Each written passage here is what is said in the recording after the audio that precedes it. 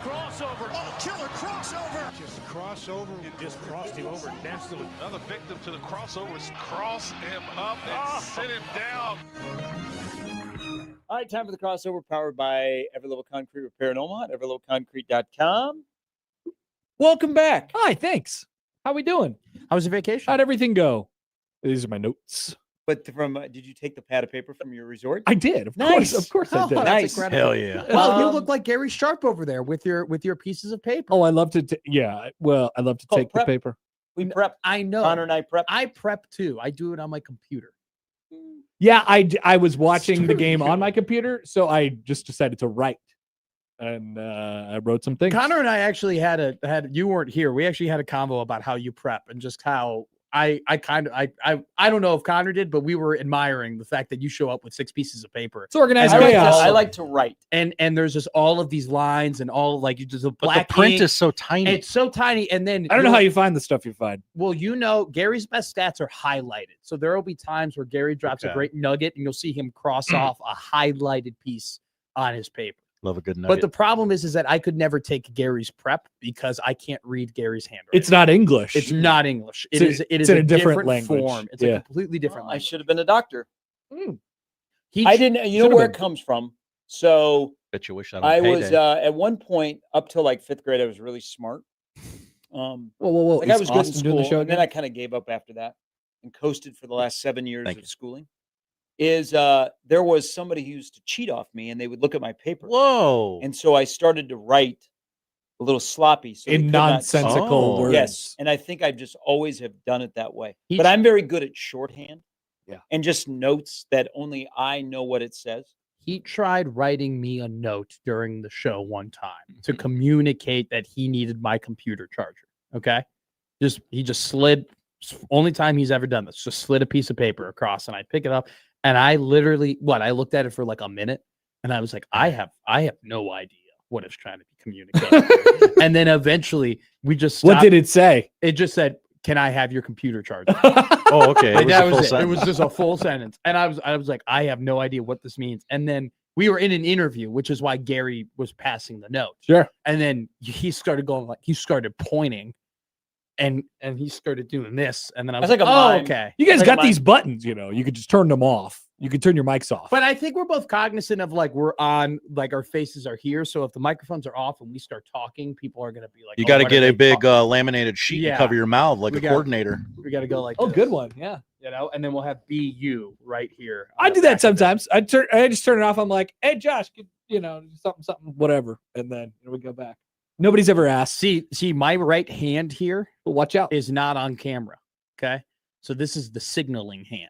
Oh, you got to find the blind spot. Yeah. This I is don't the really think blind it's spot. that complicated. Also, it is, by the way, because we're on the studio cam right now. No, I'm saying during our show. Gotcha, during gotcha. our Yes, show, it's just the 2 cameras and then Jimmy's camera. So Yes. I'll be like pointing to Jimmy or whatnot. Did you watch the football game live? Absolutely not. Yeah, no way. I heard What were you doing during the football game? Because that would have been like dinner. I was time. on top of a mountain. Oh. On top of a mountain. I was watching Were you- my lovely friends get married. It looked like a on great top wedding. of a mountain. It was awesome. It was fantastic. There's a lot of good people, good-looking people at that wedding. They were great looking people. Of Were course. you the officiant? No. Weren't you going to do that one time? Probably. I don't think I've ever been approached Oh, about that. I was approached about that this weekend. My Really? 2 friends they've been dating for a while to the point where they know they're going to get married to each other. They're just kind of waiting Sure. for it to like officially happen. So like eventually, yeah. Yeah, and they told me they're like, we want you to officiate our wedding, Okay. and I'm like, perfect. You can go online and get a license Yeah, you or can. get approved or whatever that is. I mean, do Yeah. I need to get a license for it? I mean, they're gonna. Well- I mean, it's gonna be legal anyway. I do want to. I would love to say that line that they have though. By the power invested in me, by the state, whatever, by the state of Nevada. whatever it is. Yeah, by the Mhm. whatever invests the power in you. That is that is a great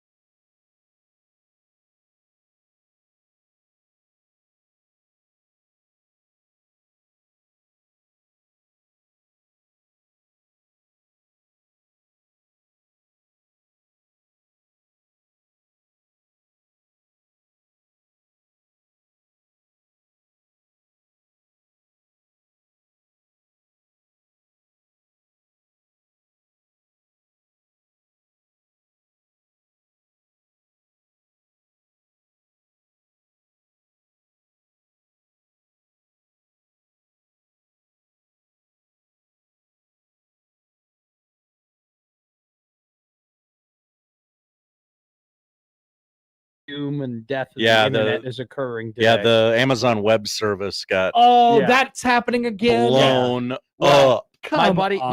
texted me and let me know that the Gary and Matt show was on in Seattle at the Amazon offices. Good. And Oh, wow. Rough day. and Rough there day were there were multiple people who were watching it, and they were like, "I guess we care about Nebraska football." Man. Yeah, you do. Nice. Did you have a good view flying into San Fran?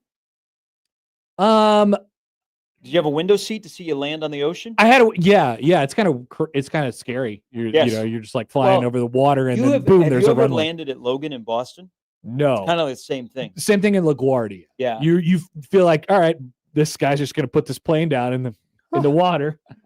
I guess I'll That's have to just crazy. figure it out after that. But no, there is a runway. That I get panic attacks on planes, and one time that I got really really anxious is we had to do a loop around. If you're flying into O'Hare, you'll go out toward the lake, Yeah. and then you'll come back around. Yeah. And I swear to you, I think this guy was a little too low to be doing that, because he came out toward the lake, and then when he was turning, it looked like we were careening, like we were going toward the lake. We were going into the lake Sure. at one point, and I was like, "This is terrible. This is awful. This is the worst experience ever." Those guys know what they're doing.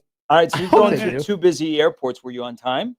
Yeah, we sat on the tarmac going out there in Denver for a little while because a random patch of fog came through and ruined everything for God, a hate little fog. while. But yeah, so we got in a little bit late, and no big deal. I did have. I'll come clean with this one. So Oh, no. I went to rent a car from one of the fine renters of cars, and you know how it works with cars, rental cars these days. You just go up to there and they say, take whatever you want.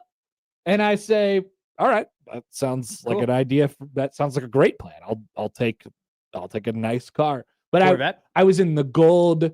It's Hertz. Yeah. And I was so Or they were like, what they really they- meant was take anything you want in the gold section. Oh no. I did not apparently go to the gold section. I went to the reserved section Oh, no. because I saw a car that would fit the situation that we were going to have a little bit better. So I tried to leave with a.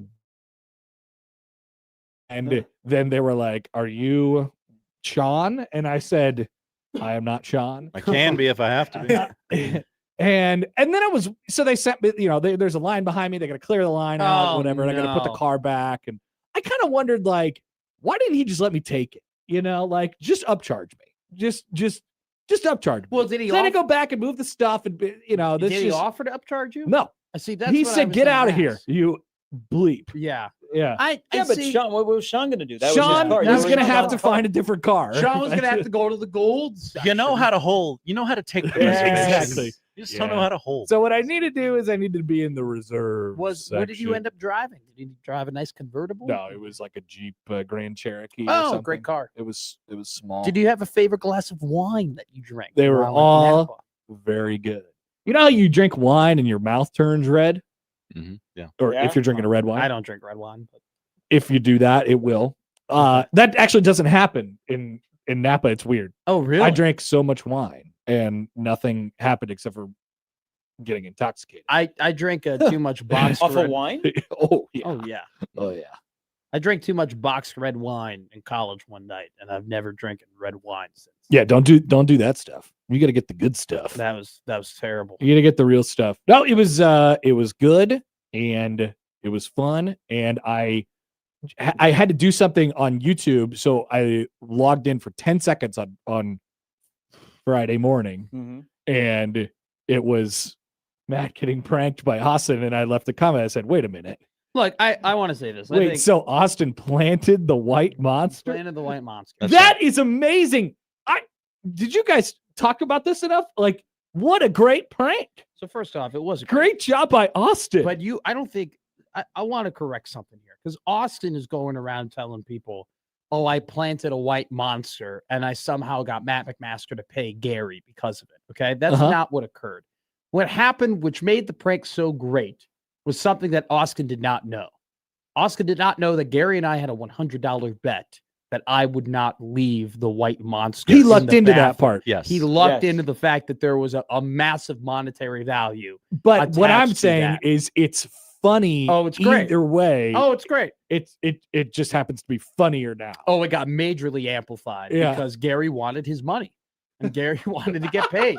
and Gary would, and I told it was You like take Venmo. it was like my cousin Vinny for 4 hours, like during our show. Every time we went off the air, Gary was like, "When are you going to pay me?" And I kept telling him, I go, "I did not do it.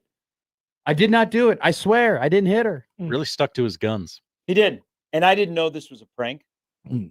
But kind of as we were in the crossover Friday, as Austin was talking, I was like, ooh, this might be He did this. this And I- might be a prank. And I Yeah. suggested that maybe Austin planted it earlier in the day, and Gary goes, "How dare you suggest that? How dare you You suggest shouldn't that he call would lie?" Austin a liar. Austin has helped so many older women in Western Nebraska across the highway when they have to get from one homestead to the other. That What a he would great never man. do something like that. What an excellent. Well, he excellent did do guy. something like that. He did exactly something like that. And then I heard that all of the local basketball teams won.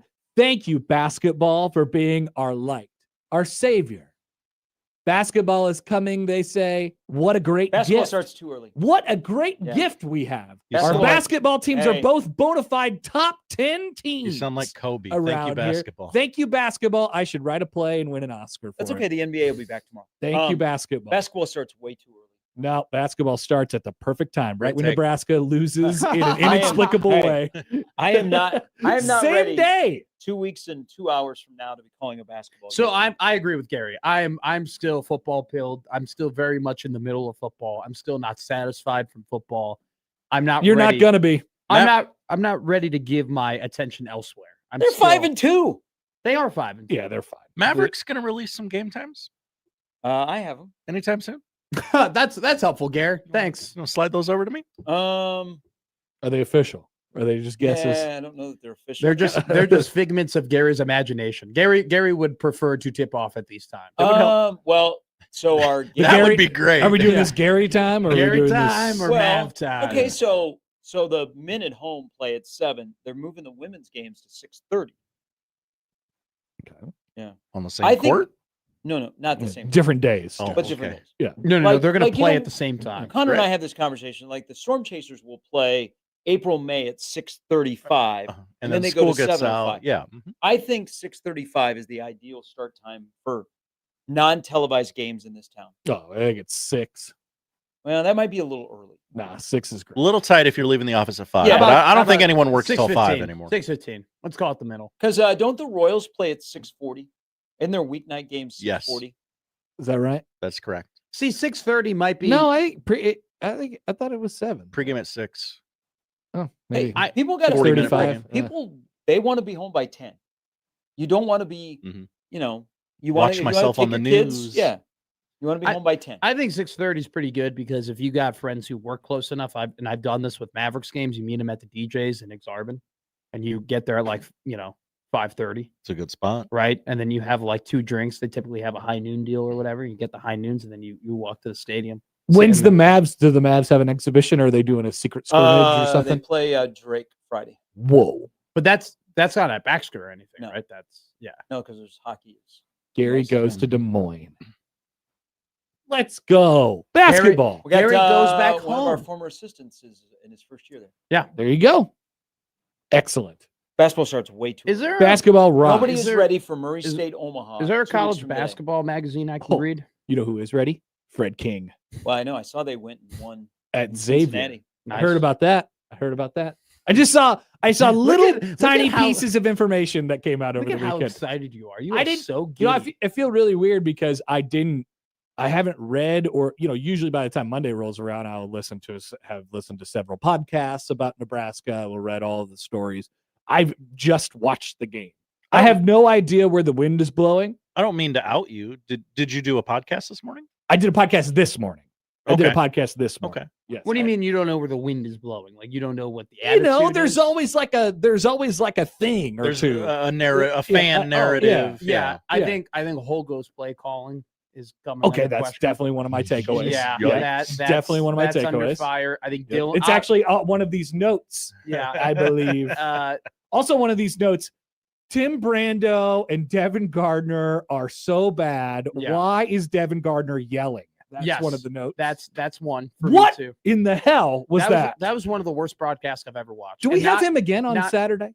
No. Okay. We've already looked into it. It's no. Oh, Not only from an announcer perspective, but the actual production perspective as well. Like, I cannot believe that was Big Fox. And at no point they said, hey, guys, let's do like a wide receiver shot where we show the wide receivers running routes and whether or not they're open.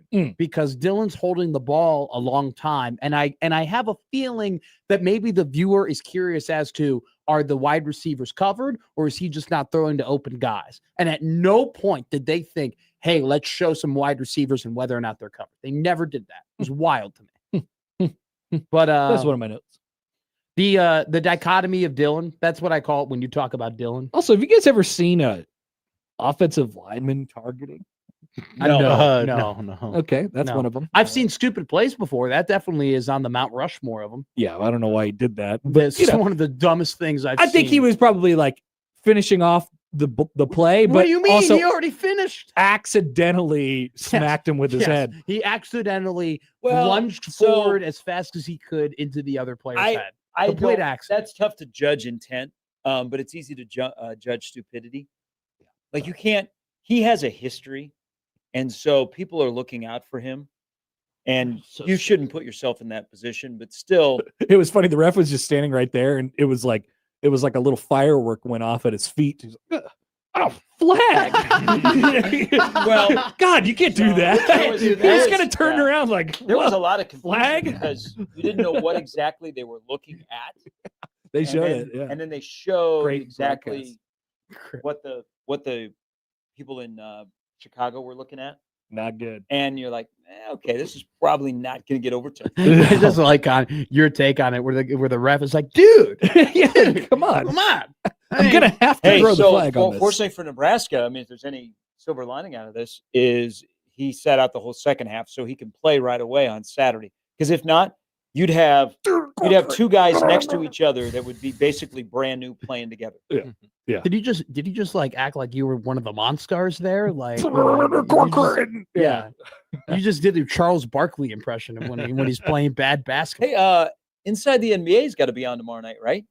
Is that a show still? Yeah, we but it's had got a any- weird No. schedule on ESPN. We had, I don't like Barkley multiple times. I'm not going to do a Barkley impression. Has been like, Thank you. they haven't told us what we're supposed to. We haven't gotten any communication. They as to what announced it's going to look. they like. announced the schedule, but it's not consistent. You know, like they would do an hour pregame to preview the year, and then they'd of course do a late night. They They'd are always on be Wednesday Thursday, and Thursday. Yes, this week. but it's not like a Okay. regular Wednesday, Thursday. Correct. Just a different. 22nd, 23rd, 29th, November 12th, Christmas, January Whoa. 24th. There's a lot of days in between November. They 12th do and 3 Christmas. shows and take a 6-week break. Yes. Yeah, That's awesome. that's a great What job. are we doing? The best studio show going, and ESPN's gonna. How many dates do they have? Is this like a retirement tour? Is this like who's got more dates? I assume they start Who's got going- more dates? Rush when they get or to the inside the postseason, NBA? Barkley did say the plan, or no, Ernie Johnson did say the plan is for them to do like all the playoffs. Oh, like, so like they're- they do on TNT. They're And- doing load management. Yes, it's the NBA after all. That's true. Yeah. The players will be playing I mean- during that time. So Now, I mean- I I did mean, hear that Scott they are Van old Pelt men. will not be waiting That's true. for them to fit. Like they're Yeah. going to have the full time that they were allotted on Turner. Well, and then someone asked Barkley, like they don't have like a hard out on TNT. Mhm. They might go 62 minutes, nice. and he was told that ESPN will allow them to do that. I'm like, well, that's Did- wise. But Will how about, ESPN be showing old reruns of Charmed as well? Huh. That's what's on after NBA. That's So- true. You're leading to inside the NBA. Ready how player about one. the flex by Tirico last night during the Sunday night game? Oh, by the way, we're going to talk to Michael Jordan tomorrow night Whoa, I didn't even because hear he's that. part of their NBA coverage. Yeah. Like the NBC has gone all in tomorrow. Well, Like they have a double header on regular NBC tomorrow night of NBA basketball to begin the year. Go Lakers. I'm a sucker They for. might be on a couple of times. Yeah, I'm a maybe. sucker for the standing on the field halftime show.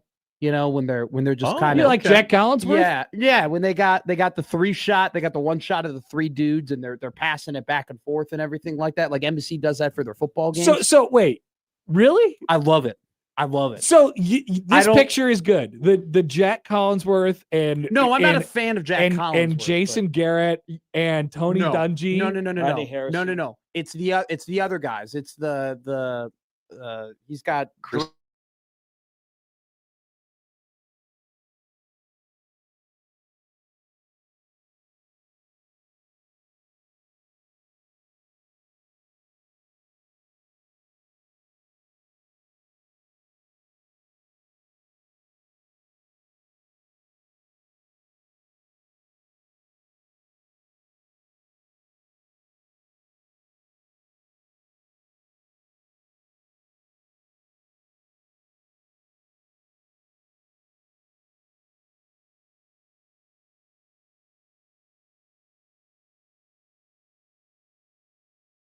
because if you're watching basketball this season, the lead in or lead out of basketball will be the Pro Bowling Association. And you'll just be like, oh my God, Fan is here. And I'll just stay tuned in to the PBA. Fanta. Johnny Fanta's announcing bowling. He's a celebrity. So he was covering the NCAA tournament in Providence.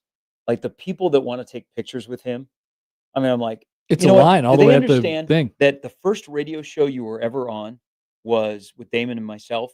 And we brought you in studio when you were in town to cover a Creighton game when you were working for Big East Digital. And you were wearing like this velour sweatsuit. He's a hero. And I was like, wow. And we didn't even talk basketball. We talked about Cleveland Brown football and Bill Snyder. That's awesome. This guy takes. Bill Snyder. No, but I like Oh, he's like a like just like Windhorse covers the NBA. Fanta covers college basketball. They love football, and they would love to talk football. Like Windhorse loves Ohio State football. Yeah, I think you were talking about Quinn Snyder.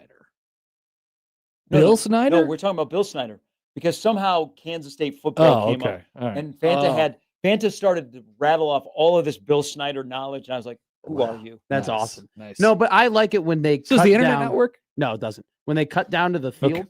when they cut down to the field, we like on in the the air? football games, Yes. they're doing it for basketball now. They're cutting down to the court, Yeah, that's cool. right? And there's like a 4-shot with Maria Taylor in there, and I'm like, I love this. I just get the feel. I get love it. this. It just feels like a bigger deal, you know. They're I was all just on the court. confused last night because the Bills weren't playing. Live from Orchard Park. I basically watched a Sunday Night Open, and I was like, "Oh well, I was there like 12 Oh. hours ago," and then I went to bed. I went to bed at like 8. I missed Carrie yesterday. I was so mad about it. How was she? It wasn't as cool. It was no Orchard Park. But they were. Well, she said 49ers and the whatever in a primetime fight. Right. That's Yeah, it. the That's stadium's just- rocking. yeah. But like she used to be like Rodgers in the pack gonna come know. to I town. know. There used to That's be the more. game. Stafford and the Lions. You Yeah. know. Yep. Packers Steelers. I wonder if there'll be a storyline in that game. Oh, I won. Oh, is that this Sunday? That's this Sunday. Okay. Now the Monday night game is Kansas City, Washington. Mm. Well, that might. Remember, all of you Daniels said that doesn't play. Washington would be able to easily replicate what they did last year, and all of you were wrong. Whoa! Who's that, Josh? I told you before the season that Just I told you to take the under. various football honks. I were told like, you to take the under. Yeah. Commanders, also Chargers. They're going to win that division running away. Well, they are disqualified if they're going to dress like a mustard bottle. Those were awful But- uniforms but- they were wearing yesterday. But Keenan You talking about Allen's the Chargers? yes, Those are kind of funny. Keenan Allen's 4 chains look so good. Large men should not have to wear that uniform. That combo is bad on large men. Yeah. By the way, if you're an Indianapolis Yeah, it's sports, not- it's not sports fan, you're killing it right Yeah. now. Like you got the Fever, Oh, you got the fever. Colts, The WNBA season is over. you got the Hoosiers. But Pacers had a hell of a run. Pacers went to the Halliburton's finals. out for the year. They went to the finals. They were in Game 7 of the NBA Finals.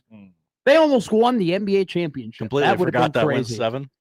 Everybody forgets it went 7 because it was the most boring 7th game of all time. Who'd they play?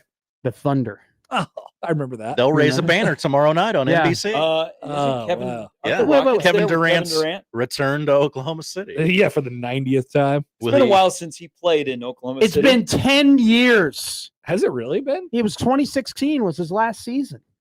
Will he rest no, for but like- load management so he doesn't have to? He's played in Oklahoma Face the City like probably fans. 8 to 12 times yeah. since yeah, then. sure. no. Okay, But I'm Yeah. talking about it's been 10 years Yeah. since he's been But- a Thunder player. But they're making Kevin Durant watch the Thunder raise a banner, Kevin something he Durant- was unable to do there. People forget that, Josh. Kevin Durant has played as long on other teams now as he has for the Thunder. Mhm. Hey, he's going to finish. He has a chance to finish as the 5th overall scorer in the history of the NBA. He'd be scoring. Really? Yeah. How did I not know that? If he And would have had he just got paid. if he would have had just one more point though, if his foot wouldn't have been on that line, Mm. then how is Or everyone's we lives forget different? about that. How's everyone's Or if lives he would have different? stayed in Golden State. Is Giannis Antetokounmpo still a Milwaukee Buck if Kevin Durant's shoe size is smaller? Maybe not.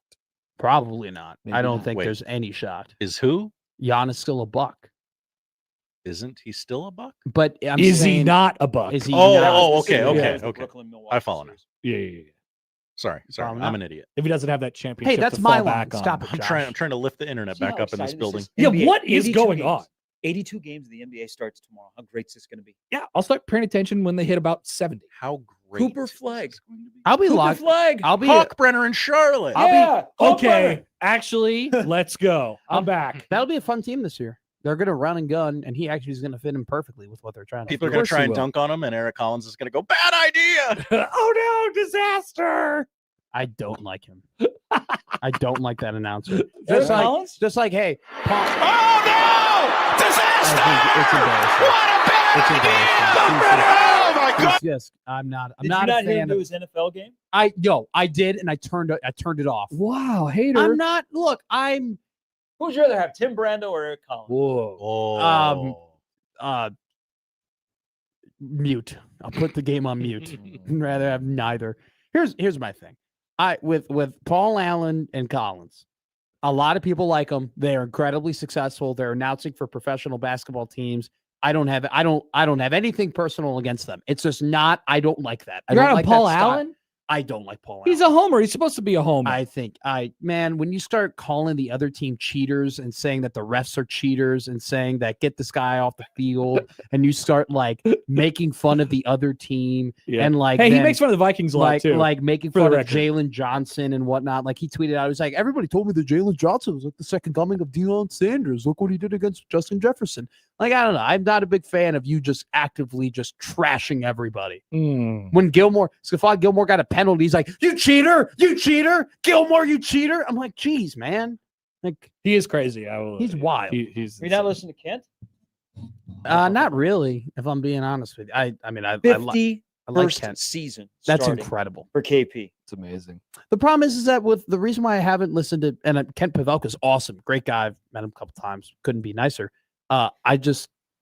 I've been and now I was either watching the games on TV or I was announcing the game. I heard he put AJ DeBance on the all hot dog team or something like Whoa, that. what is what? You know, the hot dog. You know, he's a hot dog.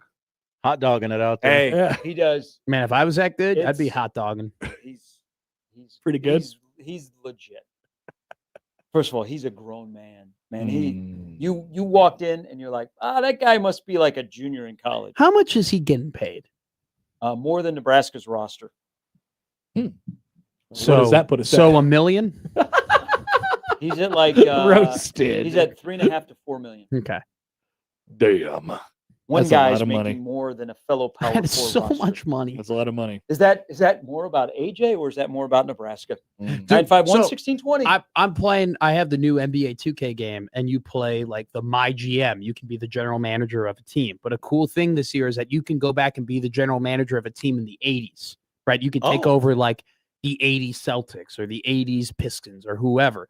And it's crazy to look back and everything is super accurate. And you're like, yeah, I'm going to sign this guy. I'm going to sign Joe Dumars to a max contract of $4 million a year. That's know, funny. Where it's like the salary cap is like $13 million, even though that Andre Robertson made that like every year of his career. Hey, in Andre, 2015. Don't say anything about Andre Robertson. He was Why? awesome. Why? Well, he's fine. Thaddeus Young, you know. I knew more about Andre. I think they're engaged. Rachel Demita was his. I think they're engaged. Might be his wife. Who's Rachel She was the DeVita? NBA 2K TV lady. She did like and she was incredibly popular. It was like she was the first ever like. she was popular. She had her own in video game talk show. And it was like first of hell? its kind, and it was called 2K TV, and she was the original host of it. And so there are people like me who grew up watching her on her video That's very game. unique. Yeah, Wow. So and she you, became incredibly popular. you through said this guy's making 3? They said they make about 4.5 million. Gotta or be. 3.5 to 4 million. So he's making more than Minnesota's basketball coach. Yeah. Okay. They have a couple other guys on their roster that are making like 2. That's just weird, right? Well, I mean, you got the money. Just I got mean, they yeah, got a little yeah. Mormon money. No, I've been there. I've seen it. Is it the guy who owns the Mammoth? Is that the guy who's Yep, funding Ryan all this Smith. stuff? Mm-hmm. So Fun. he's not he hasn't taken care of the entire roster. Apparently there's some other guy that also is involved. I'll take the little guys. You take the big guys. Yeah. I got a question. Everybody keeps saying Mormon money. No one has explained to me how the Mormons have gotten their money. It's just I believe it's just passing the plate around and saying, "Can I have some money now?" Is this I not a think they have- conversation we want to get into? Well, I think Probably not. Okay, Yeah. sounds good. I'll wave the surrender white flag. they have great work ethic. Does it have pink Okay. spatting? Yeah, my white flag has a pink N on it. Oh man. Oh man. Have fun today, I will. Happer. I can't wait to talk The about show's it. over. I asked a question because I'm trying to learn more about the Mormon religion Oh, good. because you don't Mhm. run into a lot of Mormons in Nebraska. But as BYU has become pretty prevalent, I asked They won the questions. Holy War. I was just told I you did it would ask happen. over the weekend, like, do you have to, if you're a Mormon, do you have to marry a fellow Mormon? So 97. So I learned this from Saturday with the basketball game. So BYU, 97% of the campus is Mormon. The 3% that is not, a lot of them are athletes. But I'm like, do you have to, if you're Mormon, do you have to marry a Mormon? You don't, but if you're super into it, you will. Okay. It's just like any other. Would it be religion. like an awkward, like, like if you're Jewish, it's a lot of times you marry a fellow Jew. Mhm. So there's no complications, you understand. Mhm. I didn't know if that's the way with Mormon. Yeah, I don't think you have to, but like, a lot of chances that does happen. A lot of times that does happen. You can't swear. I guess Barstool wrecked Provo.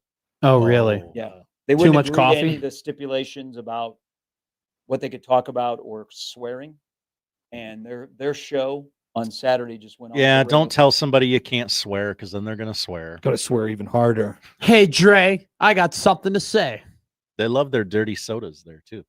A lot Hey, of that's dirty why s- Swig is so big there. Yeah, there Yeah. were 2 on one block. Yeah, Gary. you 2 heard on about one this? block. That's wild. Dirty soda. What's swig or soda?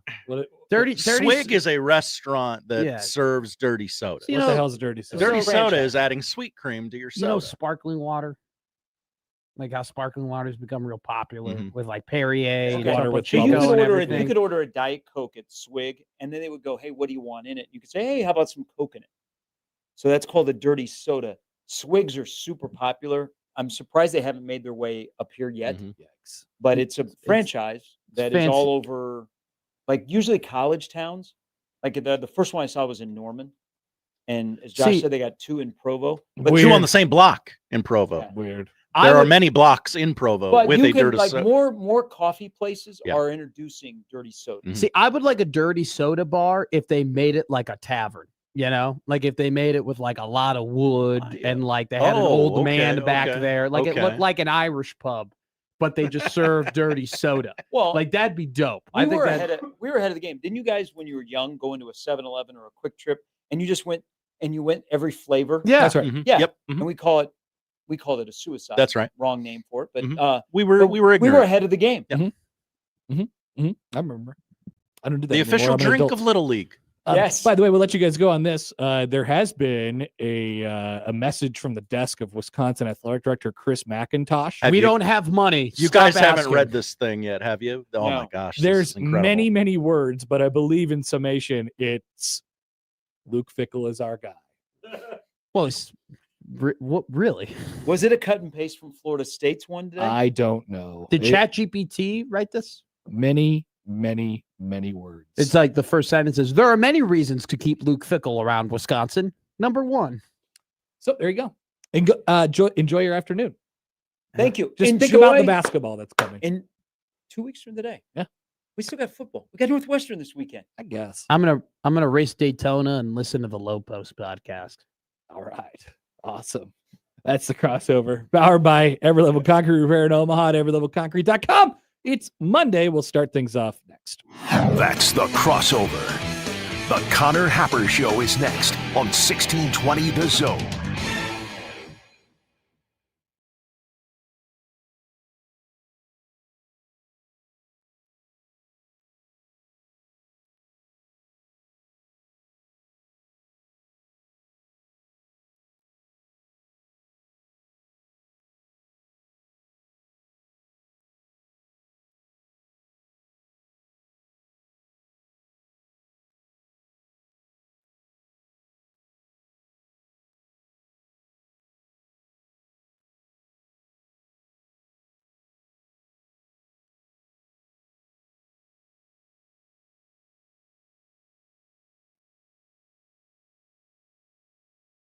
Partly cloudy, mild, and windy for your Monday with high fire danger today. Gusts possible out of the northwest up to 30 miles an hour.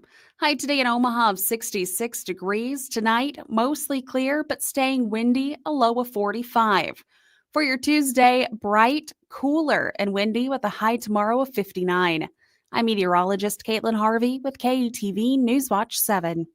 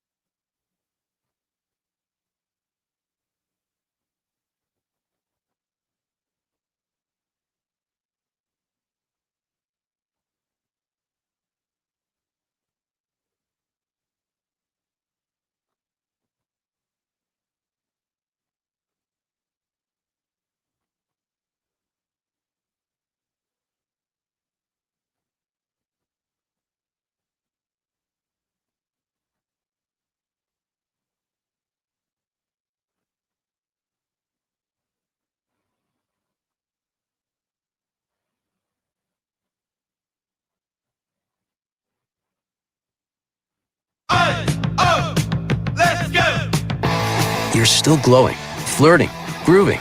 You still got it. But your immune system weakens as you age, making it harder to fight flu, pneumococcal pneumonia, RSV, and COVID-19. Vaccines are a key part of any health routine and help strengthen your immune response.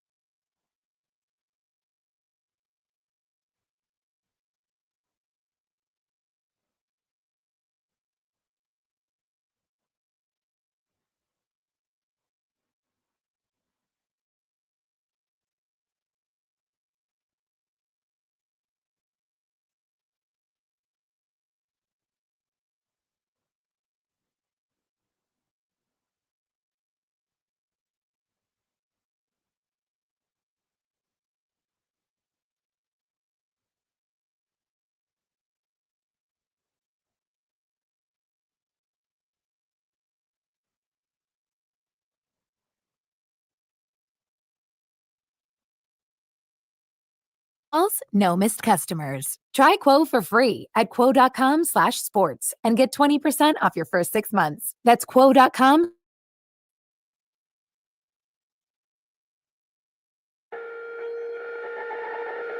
It's the Connor Happer Show.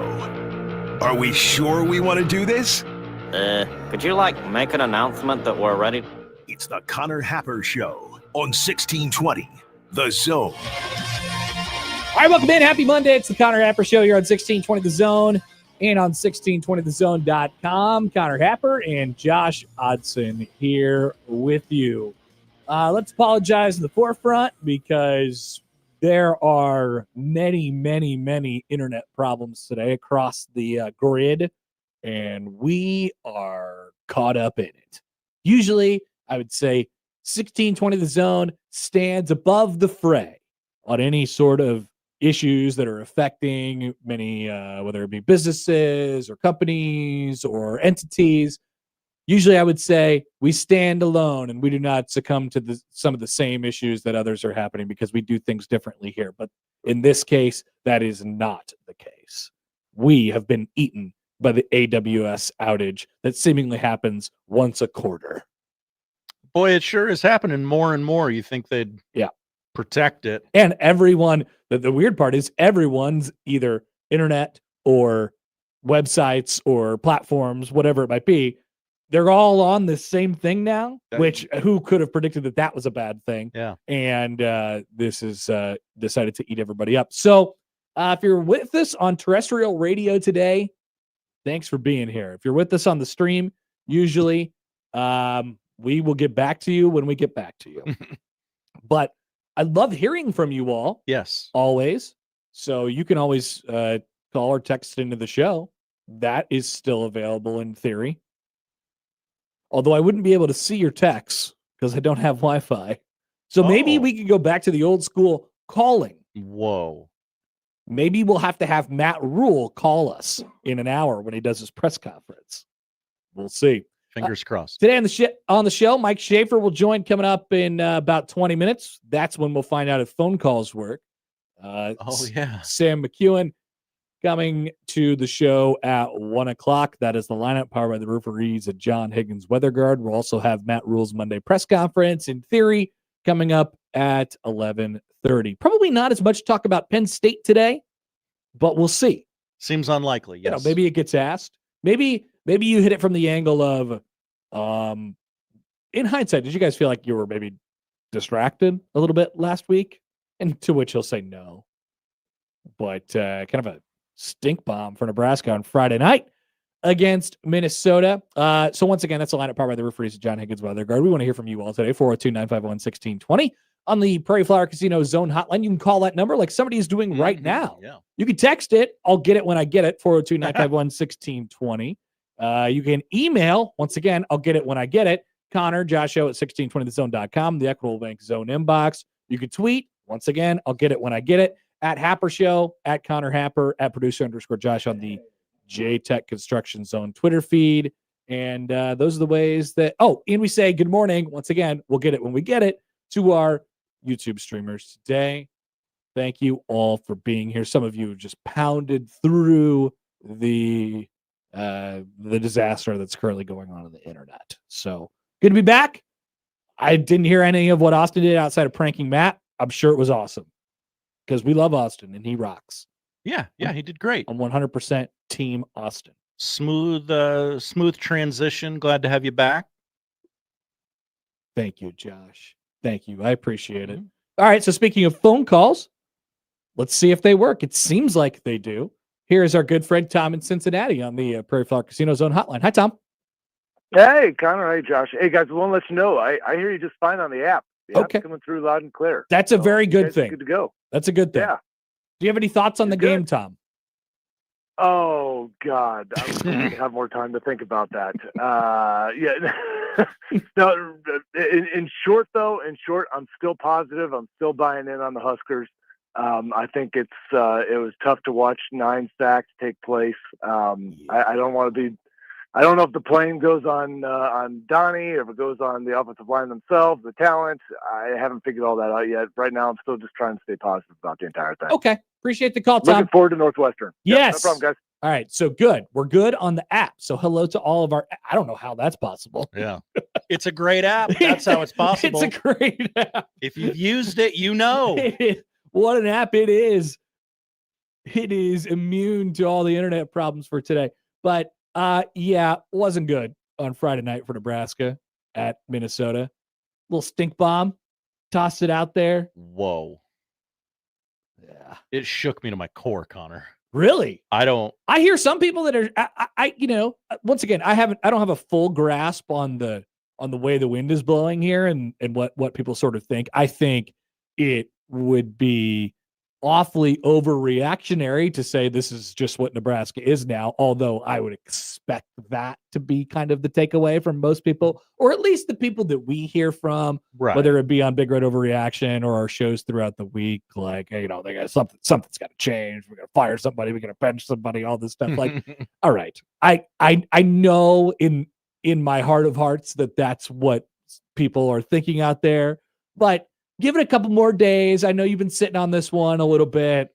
I still think they're okay. That doesn't mean they don't have problems. They do. Yeah, they got problems, man.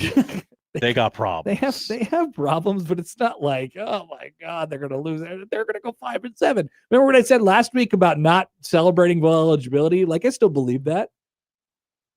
I would agree with you there. I still believe that. Nebraska's 5-2. They got 5 games left, and I don't know. What do you think?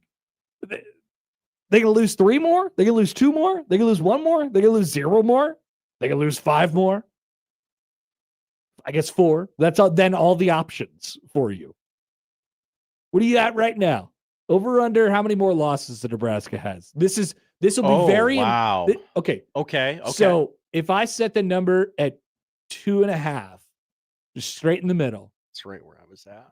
If I set the number at 2.5, what would you take? Would you take the over or the under at this point? And remember, it's the Monday after the Friday in which Nebraska got beat to a pulp by the Minnesota Golden Gophers and PJ Fleck. I believe they will lose. Wow. This is a great question. Thank you. This is what I'm here for. Great questions. Boy. You could say over. You're allowed to. I know. I'm thinking about it. He's going to say over. I'm looking at the schedule. Just say it.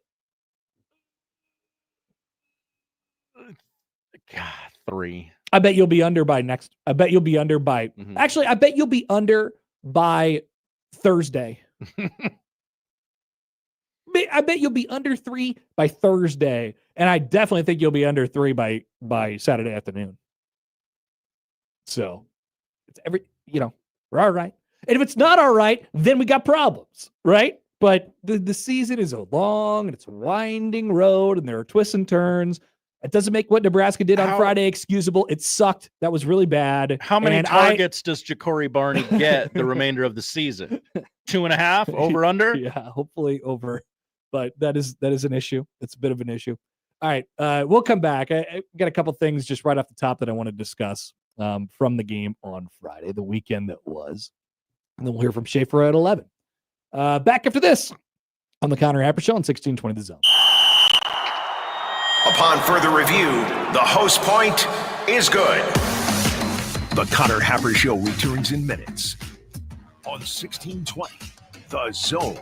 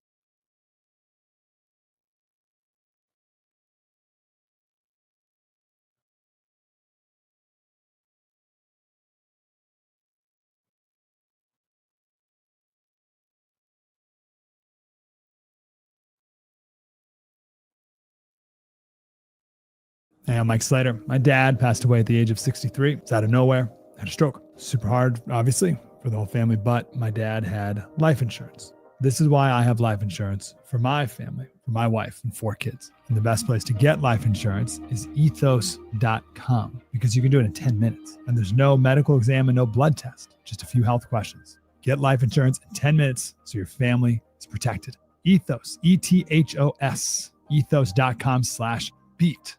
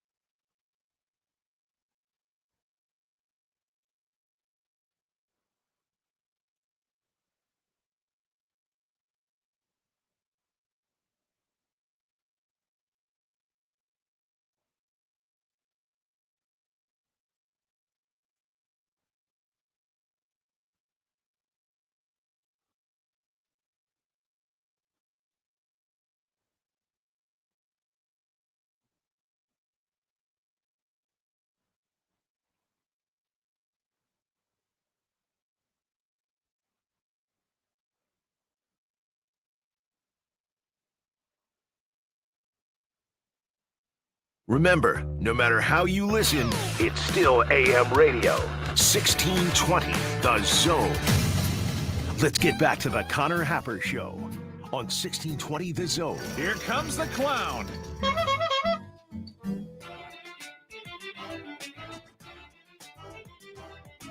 All right, so we've been told that there's no ETA on the outages. Obviously, the people who are in charge here can't know. We're efforting getting Wi-Fi back, therefore streams back and things like that. Here's my guess. 1:45 p.m. Whoa, that's so far away. It will encapsulate our entire show, and no more and no less.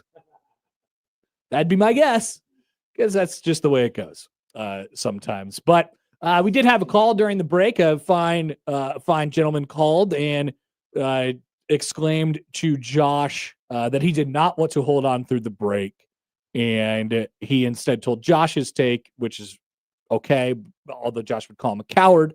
And then his take was that he believes that Nebraska is going to not only lose out, but lose also to Wisconsin, who is not on their schedule this year. He said USC was built better, Iowa was built better, and he said Wisconsin and somebody were built just like Minnesota, and they were going to lose those games too. Okay. All right. Well, we'll see. Oh, time will tell. Interesting. Don't believe Nebraska will be facing off against Wisconsin this year, but you never know. Some crazy things might happen. That might be the rivalry game they schedule on the weekend of Big Ten championship. I hope not. Then something has gone horribly wrong. Wasn't that the COVID schedule? But maybe that was the point. Yeah. So caught on a bad day, or caught on a bad day, you had some stuff snowball on you. A plausible scenario for Nebraska. But then you have to get into a variety of different questions of why did you have such a bad day? Why did you have a bad day? If you believe that they just had a bad day, why did they have a bad day? What could have was it the short week? Was it all the talk conversation about rule? Was it the play calling and the whatever? Or do we need to really pull the plug and go back to the nope, can't trust him? I trusted you last week. It was this long and arduous process of like building trust back, and they'd won 3 close games, and you're like, man, I kind of trust them, right? That was my takeaway after last week. I thought they were going to go down and make a play. And to be very clear, until it got to 21-6, and I knew the outcome of the game. I knew that they were going to lose. And I knew that they were only going to score 6, and I knew the final score was going to be 24-6. I still thought, like, they're going to go down and get a score here. Like, I just kind of felt like they were going to go down and get a score at some point. And I think they had, a variety of different opportunities to make plays in that game. And just for a variety of different reasons, none of them went their way in that game. And I'm not talking about like the flip of a coin and it just didn't go your way. I'm just talking about I said this at the beginning of the year. This has now been a consistent thing that we've gone back to 6 or 7 times throughout the season. Nobody could see me, but I'm doing the 6-7 thing. Throughout the season, like the season when you're in the world that Nebraska's in is going to boil down to like, 50, 60, 70, 80 plays. That's kind of it. And I think that, there's a world in which Nebraska makes enough plays to at least be competitive in the fourth quarter of that game. They got stomped on and stomped out in the fourth quarter. And there's no doubt to me that Minnesota takes great, great pleasure in beating the Nebraska Cornhuskers. Oh boy, do they love it. Oh my goodness. They're really good at it. They can't stop doing it. They love beating Nebraska. And I am a little bit jealous and curious, and I wonder why at times Nebraska can't, summon the effort for the opponent that really wants to beat you and that hates you and that does different, does things their own way. And, PJ gets up to the thing after the game and he's like, "That's go for football," and I'm just like, it just makes your skin crawl a little bit. So I wonder why Nebraska can't summon up the energy and the attitude to be able to, to bear down in that game, but they didn't, or they at the very least didn't get the plays. So this is where you have to decide and keep in mind that you could look really bad going forward if you say the wrong thing this week. But I choose to lean in the direction of Nebraska had a really bad day on Friday. And we're going to spend all week getting into why they had such a bad day. Why did they have a bad day? I think it's pretty plausible to just say they had a bad day on Friday. I generally still do trust Nebraska, but they absolutely laid an egg.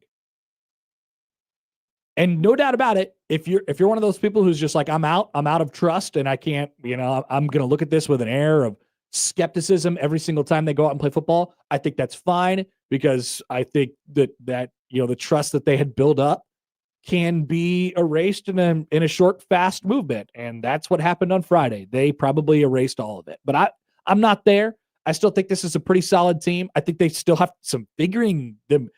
It's disappointing that they have some figuring of themselves out to do.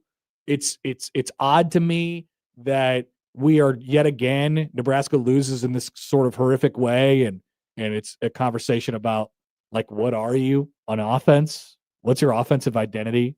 But, I thought the defense was fine. They can't tackle, but they haven't been able to tackle the entire season. The whole fitting in with the run. I mean, what? Buford played like 7 plays or something like that in the game, and he got smoked on the Taylor run, like just in the wrong place, missed a tackle and gone. Like, it puts a lot of pressure on those guys to be able to tackle. They didn't tackle.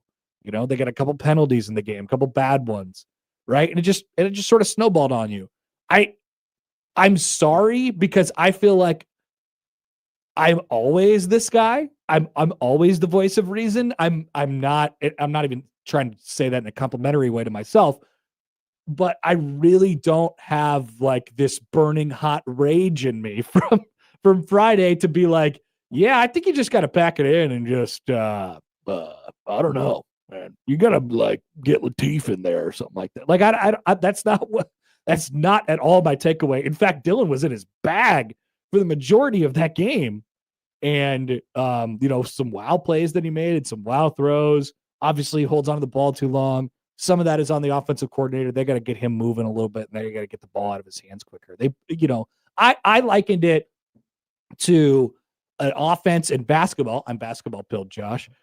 An offense in basketball that is so free flowing, and it's all about the choices that your sort of point guard makes. And with that comes a lot of responsibility for the point guard, or in this case, the quarterback. And there's a lot of options, and you want to feed all the mouths, and you want to do all those things, and some stuff has to go right around you as well. But sometimes it all looks like it collapses in on itself when they're not getting to the right person, or it's collapsing around you. So what I think the offensive coordinator, Dana Holgerson, needs to do is, in basketball terms, is run some set plays. I think he needs to artificially scheme some things up for some guys to either get open or get the ball in their hands. And yes, we're talking about Barney. Yes, we're talking about Key, because I think those guys are really good players. And yes, we're talking about Emmett freaking Johnson, who had 14 carries on Friday night, and it wasn't enough. I think they had a bad game plan. I was appalled. That was executed poorly. I was appalled. And it snowballed. I was appalled by the 3 throws to start the game. Appalled. That's the one thing appalled. I can kind of excuse away, because this is Emmett Johnson revenge game. They're going to expect. No, it's overthought. But it's exactly, way overthought. Exactly. It's way overthought. You wanted to be the smartest man in the room, and it bit you in the ass. I wish Dana would listen to himself talk about what he was talking about last week. It was like, yeah, why was I ever trying to, think about this? Just hand it to Emmett Johnson. Yes. Give it to Emmett Johnson. It seems easy. Anyway, we're going to have Schaefer join us in a couple minutes, but I do want to make time for you all, since there's not a lot going on the internet today. Here is Shane on the Prairie Flower Casino Zone hotline. Hey, Shane. Hey, guys. Connor, you just kind of helped make my point just a second ago. I believe in Dana. I think he's a great OC. I think he was a decent head coach when he was a head coach. But, we've heard some coaches on both sides of the ball say, yeah, our defensive line needs work, our offensive line needs work. But the one constant the whole year has been Raiola holding on to the ball too long. And we've heard Dana say that he's going to try and design stuff to help out. And we've heard him say several times that he needs to get rid of the ball quicker. So how soon before we see a series from Latif, or do we? Because we're afraid of bruising Ryla's ego. Yeah, Shane, thanks for the call. If I had to guess, I would say that barring an injury, you will see 0 series from TJ Latif. That'd just be my guess. And I don't think that could be a result of what happens if you put him into the game, but I don't believe it is the reason to not play him. I believe the reason to not do it is because your best option is just to make it work with the 5-star. There's just a lot of things that you could do. Now, is that 5-star maybe worried about the wrong things? Sure, at times. In the moment? Sure. Yeah. Absolutely. Make it easier for him, man. Yeah. Make it easier for him. Oh, I don't want to throw an incompletion or a turnover and then I won't get drafted. Well, you're not going to get drafted if you lose a whole bunch of games either. All right, let's take a break. Mike Schaefer is going to join us on the other side. We'll talk about all of these things. Maybe we'll ask him when we see the Latif series. Ooh. Maybe.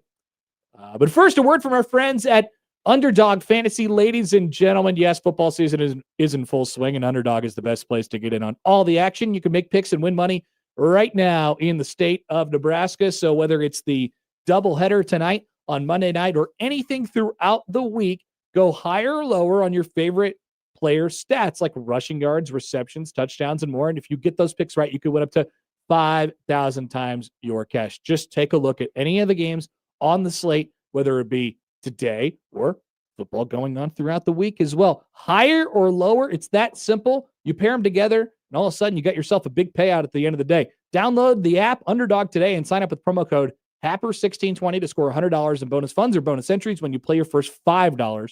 Promo code Happer1620. Underdog make picks, win money. Must be 19 plus and present in Nebraska. Terms apply. See assets.underdogfantasy.com/web/playing get terms _DFS_.html for details. Concern with your play, call 1-800-GAMBLER or visit www.ncpgambling.org.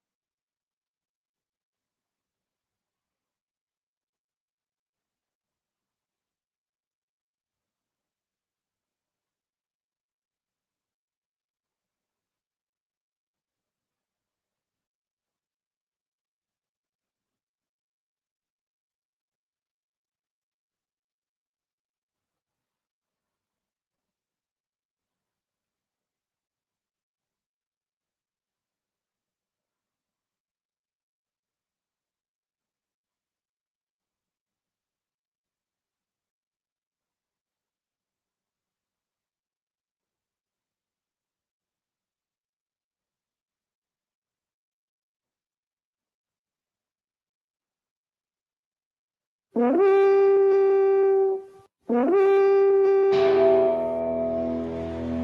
the Guardians. Yeah, I have statistics to back up that we have people that listen. Mike Schaefer. Anytime there's sort of a debate as to who can do something, Happer would always put his name forth, for sure. Husker 24/7 on the Connor Happer Show on 1620 The Zone. I could be a star. All right, Mike Schaefer will join us here in just a moment. I pulled out, very resourceful. I pulled out my telephone, which is running off of data, and I got emails. Moneybags Happer with that unlimited data. Wait, how do you know it's unlimited? It is, but how everyone has data, Josh. Everyone has cell data. Here's Caleb on the Equitable Bank Zone inbox. He says, my question is, do we think after this embarrassing loss, did Matt Rule lose fans' trust? I was all aboard this season thinking that this team was going to look different.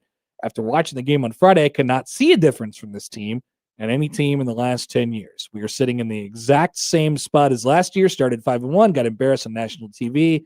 I hope they could turn it around, but I have lost all trust in this team. I can only really see 7-5 at best. Wondering your thoughts, Caleb. So here's what I would say, Caleb. Like, I think it's tough, first of all, to do it either in a positive or negative light. I think it's what happened over there. All right.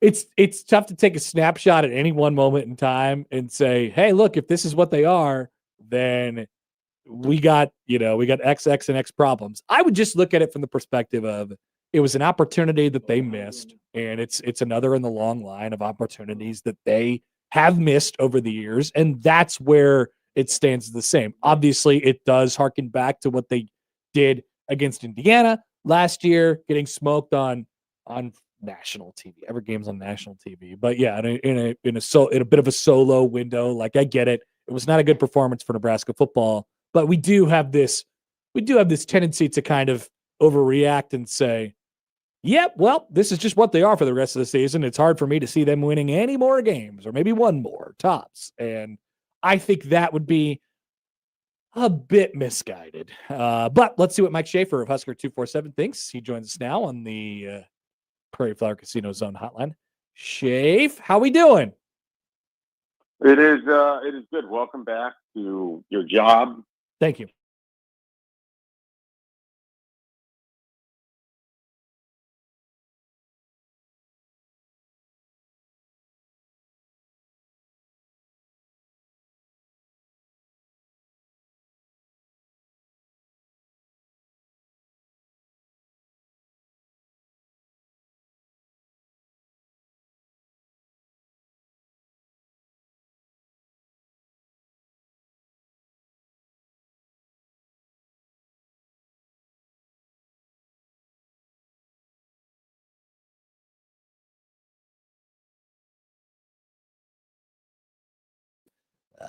So sick of hearing that Dylon is a 5-star.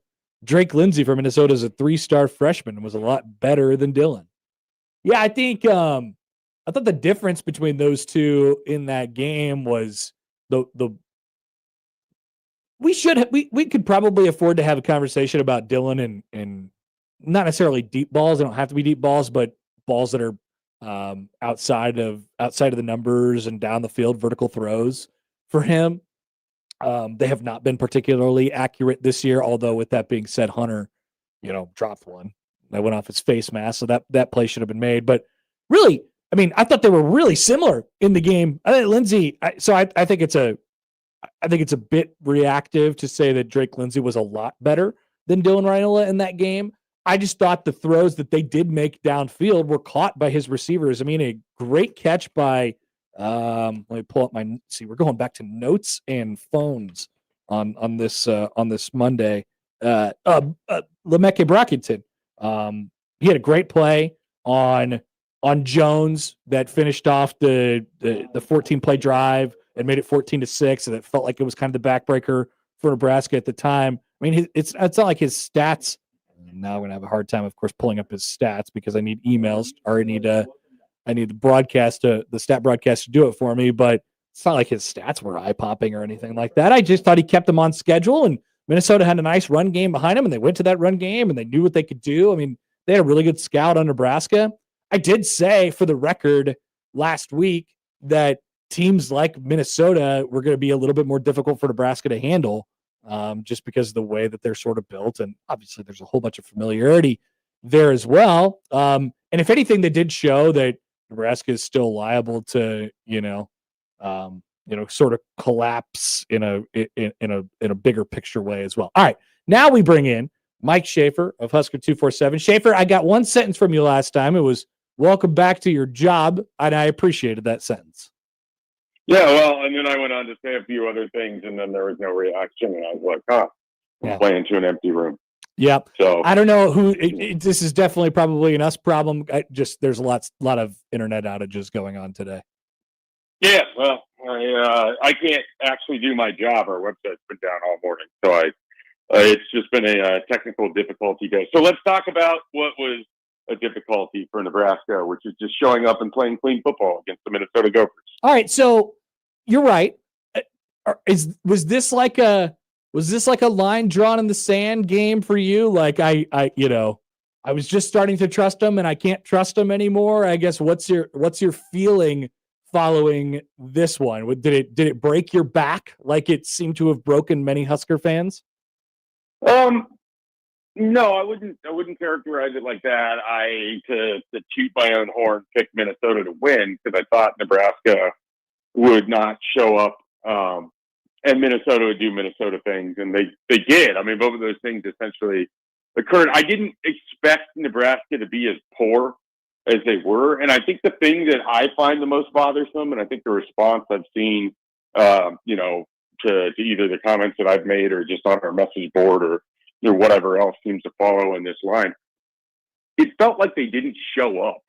Like they just kind of went there on a Friday on a nationally televised game after everyone's been talking about your coach all week, and you're playing a team that's beaten you 5 straight times, and you kind of just bumbled into the game. Like there wasn't, I don't know. And Matt Rule's obviously going to be talking about this, and I'm curious if he has better answers than he did in post game. I also felt like he sort of provided very little after the game, which tells me he was not prepared for what he watched, just like the rest of us. So we'll see. I think the thing that's frustrating is it felt like they didn't show up. It felt like they came out flat.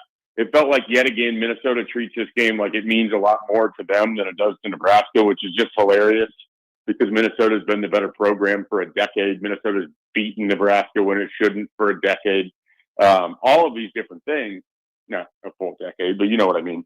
And it just didn't seem like this should have been a Nebraska team that would just go into that game and provide nothing.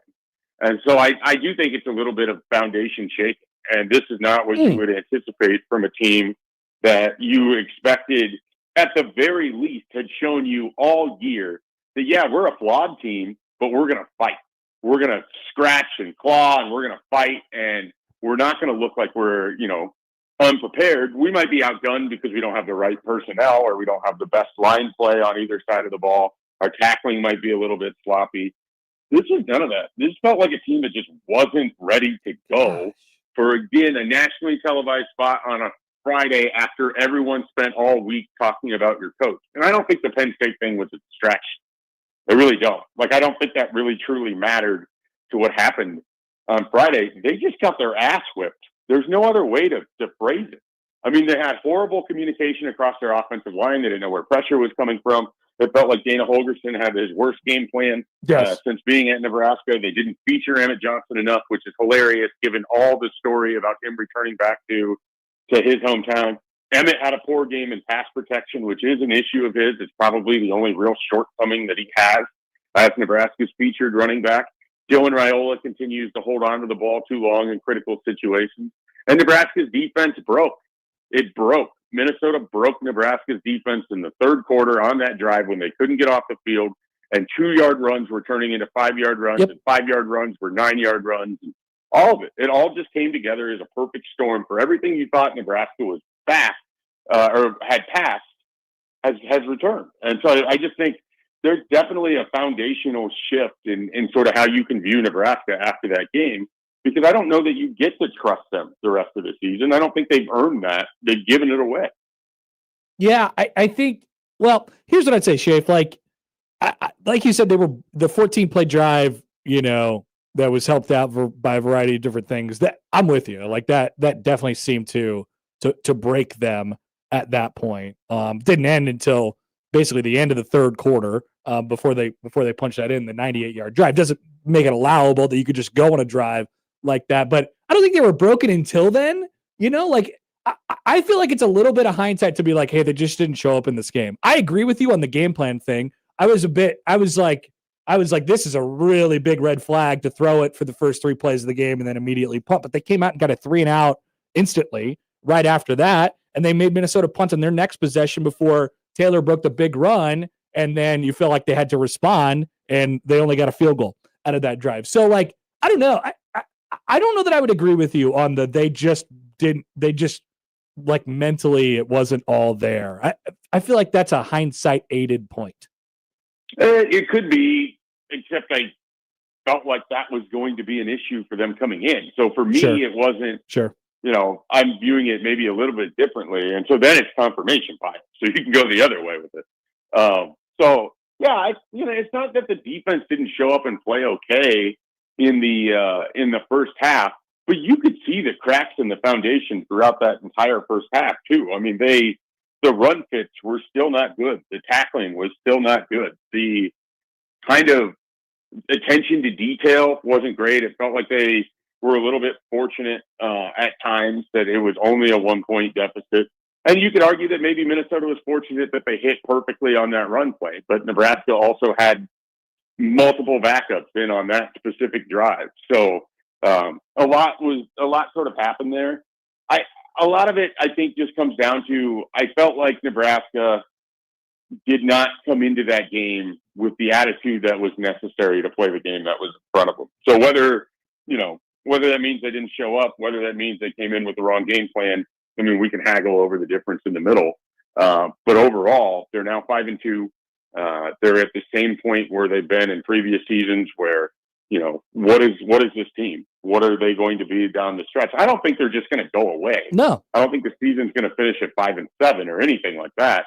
But more to the point, it does make you wonder, okay, why does this happen for Matt Rule seemingly every year? Why did they go into Michigan State in 2023 against an interim coach and a team that had nothing to play for and looked like crap?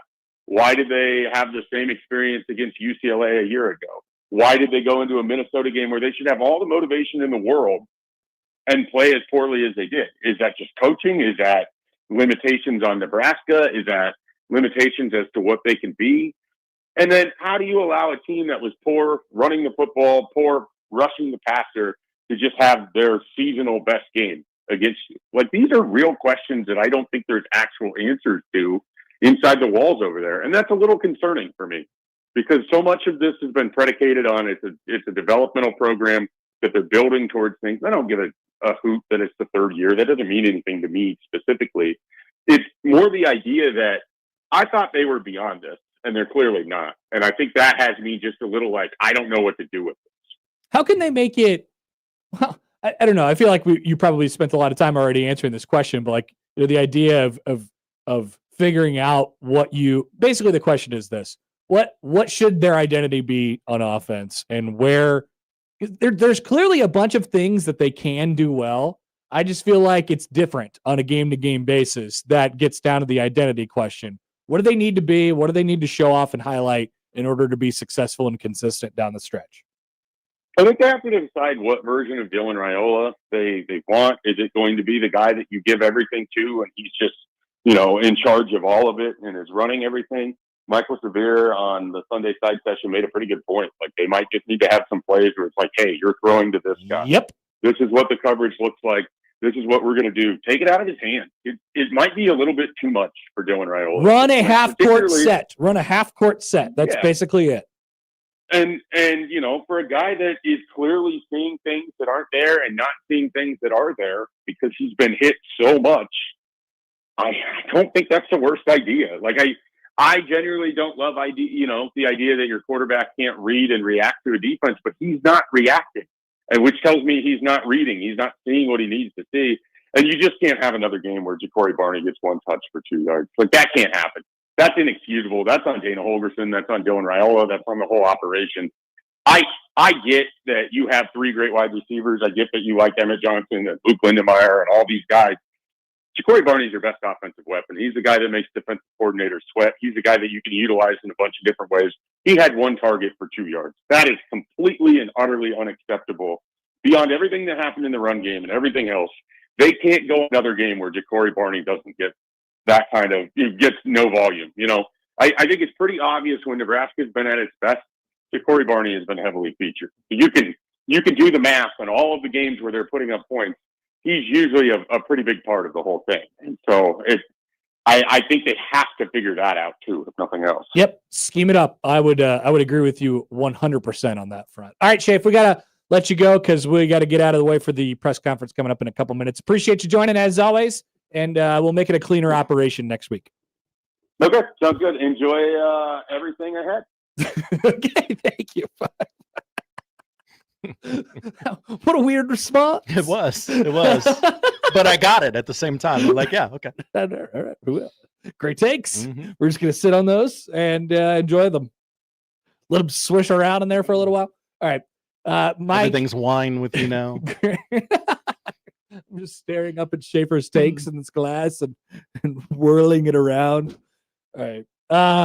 We'll be back with Matt Rule's Monday press conference. Might have a bit of a different. I mean, theoretically, we'll have internet, and it will remain intact throughout that period of time. I have it in front of me right now. All right, good start anyway. Back after this on 1620 The Zone. Previously on the crossover. I wonder who would win in a dress competition between Cam Newton and Andre 3000. Who's Andre 3000? You know the band Outkast? No. The song Hey Ya? I've heard of it. A song. I didn't know that. What a moment in time. All right. Shake it like a Polaroid. He's in semi-pro. He is in semi-pro. He plays Coffee Black. Oh, is that Coffee Black? Yeah. Oh. Gary and Matt, the Connor Happer Show. Unsportsmanlike conduct. 6A to 6P. 1620. The Zone. Your Omaha area forecast, presented by Bellevue Berry and Pumpkin Ranch, from the KETV Newswatch 7 Weather Center on 1620 The Zone. Partly cloudy, mild and windy for your Monday with high fire danger today. Gusts possible out of the northwest up to 30 miles an hour. High today in Omaha of 66 degrees. Tonight, mostly clear but staying windy, a low of 45. For your Tuesday, bright, cooler and windy with a high tomorrow of 59. I'm meteorologist Caitlin Harvey with KETV Newswatch 7. Save big on homegrown plants and trees at Lanoha. For a limited time, all B&B trees are 25% off. It includes planting and a 2-year warranty. Buy today and we'll plant it right away. Lanoha's Garden Center, 192nd and West Center Road. John Higgins Weather Guard, Omaha's roofing, gutter, and siding company, would like to thank our new customers affected by this year's spring and summer storms. We appreciate you hiring and trusting us to repair your roofs and homes. You made the call. No one has installed more DaVinci roofs, and there's a reason why John Higgins Weather Guard is the nation's leader. Community member, community supporter. John Higgins Weather Guard, the home of the roofery. John Higgins Weather Guard. Make the right call. Remember when they used to ask, what do you want to be when you grow up? At Bank of America, we ask every day, what would you like the power to do?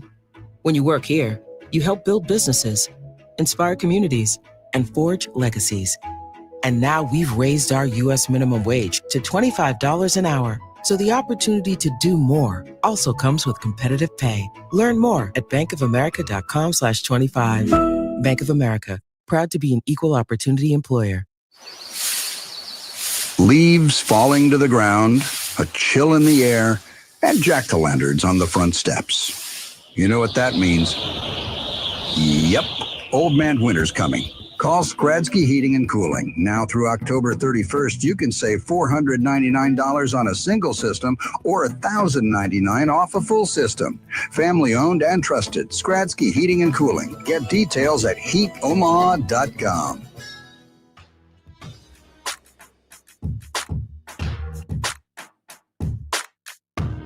All right, welcome back. Connor Happer, Josh Johnson with you. Matt Rule's already underway, but we will get it to you in its entirety. Matt Rule's Monday press conference live from Lincoln. Here is the coach now. I appreciate you guys being here. Really bad loss on Friday night. Not much else to say about it. 7-6 at the half and got outplayed in the second half. So that starts with me. We preach ownership, and I did not have the team prepared to be the more physical team. Credit to Minnesota. They were the more physical team, and they made the plays you have to make to win the game, and I have a lot of respect for that. So fortunately for us, we have another opportunity this week versus a really hot Northwestern team that plays very much the same way. Excellent defense. Can really run the football, dynamic wideout. So we'll have to show up much better than we did last Friday. With that, I'll answer your questions. What is your injury update with guys like Rocco and Shavers and others? Yeah, Rocco had surgery on Sunday, and if just come down to pain tolerance, he's cleared to play this week. So we'll see if he's able. Shavers played early in the game and then just wasn't able to continue. So we'll hopefully have him this week. I know it's hard to make real-time assessments on the line plays or anything after watching film, particularly an offensive line that you noticed. Yeah, I mean, 9 sacks is not good enough. So there's I think 3 are on the running back. Some are balls. I mean, just all around. Balls got to get out faster. We've got to protect better. Backs have to step up and win the one-on-one. But we're not gonna walk away from that. I mean, if you're an offensive lineman, you can't give up 9 sacks. So, do you feel like everybody understands what they're supposed to do? Like when you say the backs through back and run over, you blitzed them and hit them in the face and ran them over. I mean, you got to win the one-on-one. There was one, Sam, that I mean to cut you off there. Just I'm not going to make any excuses for our team, and I said it all falls back on me. We it's the first time since I've been here we didn't get in the end zone. We had opportunities. We had guys open. We didn't hit them. We had guys open. We didn't have enough protection to get the ball to them. You know what I mean? It was just not good enough at all. And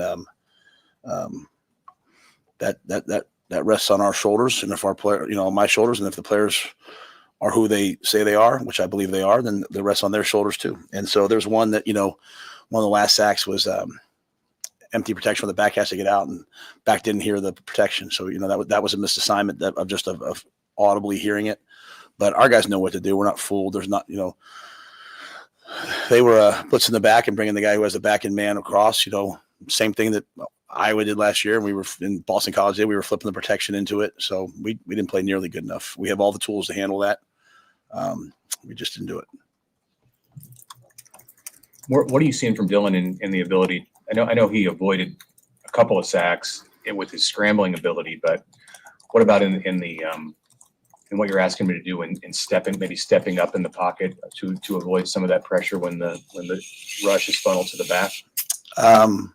I thought he avoided a lot of them, to be quite honest with you. I think there was probably avoided another 4 or 5. I think as a quarterback, I think all quarterbacks have to always take it upon themselves to not get sacked, right? Like, I've got to get the ball out. I've got to change the protection. I've got to do something. So that's the way Dylan thinks. That's the way we think. With that being said, he was under duress. So to me, that falls on Dana. It falls on Donnie. It falls on me. It falls on the players. I mean, I've never, 9 sacks. I mean, there's nothing else really to say. It just can't happen. You say you avoided another 4 to 5 sacks? Yeah, I'm saying if you one left-handed, if you flip one up in the air, some of those could be sacks. You know what I'm saying? I just, they came out and they decided to pressure us and they blitzed us, and we didn't adjust well enough to it. And the shame of it is it's 7-6 at halftime. Go win the game in the second half, regroup at halftime, come out and do what you've done the last couple of weeks. It's not going to be easy. It's not, you're on the road at a packed house, national TV. Of course, they're going to come out and play you hard. And so it's come out in the second half and win the game. And that's what they did. We didn't do that. They did that. So we didn't hit their quarterback. They hit our quarterback. It's just a pretty simple game. You guys had good offensive balance at Maryland. Why wasn't the balance there as much as far as the run game versus the pass game? It seems like you guys went away from the run. Even when the game was 7-6, it just didn't seem like the balance was there, especially when the sacks were piling up. Yeah, it wasn't good enough. I mean, I really, I think I've always been really, I don't know what to say to you guys other than it wasn't good enough. I mean, I'm pissed off. I'm pissed off at the coaches. I'm pissed off at myself. I'm mad. So, yeah, I don't know how to say it any other way other than that. To be quite honest with you, we didn't. Emmett ran the ball hard. They blitzed us. We never made them pay. We got in some big sets a couple times. We ran by. We have the ball in the red zone twice in the first half. You got to score 2 touchdowns. It's a pretty simple game to me. Run the ball, stop the run, protect your quarterback, affect their quarterback. Don't beat yourself with penalties. We get down the red zone. We dive on a guy's head. We get a targeting call. We have up to 4th and 3. We get a defensive holding. You can't beat yourself with penalties. We haven't taken the ball away on defense in 2 weeks. Those things all fall on me. I'm the head coach, and so I don't mean to minimize it. I don't know how to answer it with you. You're exactly right. Everything that you guys are going to bring up, you guys are right about. To be quite honest, I'm bringing the same things up. You can't give up 9 sacks. You got to run the football. You got to convert third downs. I think we were 1 for 5 on third down in the first half, right? And if they're going to blitz you, then you have to get the ball. But they also sacked us in a 3-man rush. They all, so it's not any one thing. It was just bad football. Are there tweaks you're going to make to the tackling drills or approaches to minimize some of the things that happened with your secondary mostly?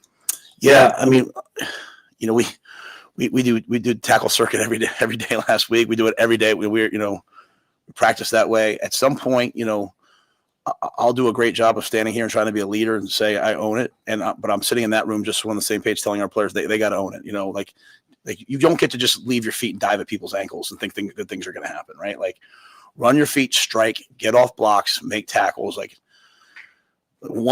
We get beat on outside zone into the boundary, 4x1 outside zone, and they had a 71-yard touchdown on 4x1 outside zone. At some point, so I will take ownership of it, but I'm looking for some players who want to take ownership of it, because at the end of the day, that wasn't good enough, and that's everybody. So yes, it surely rests on me, but we're doing the drills, we're doing the tackling drills, we're doing all those things. You got to bring it to the game. And, I'm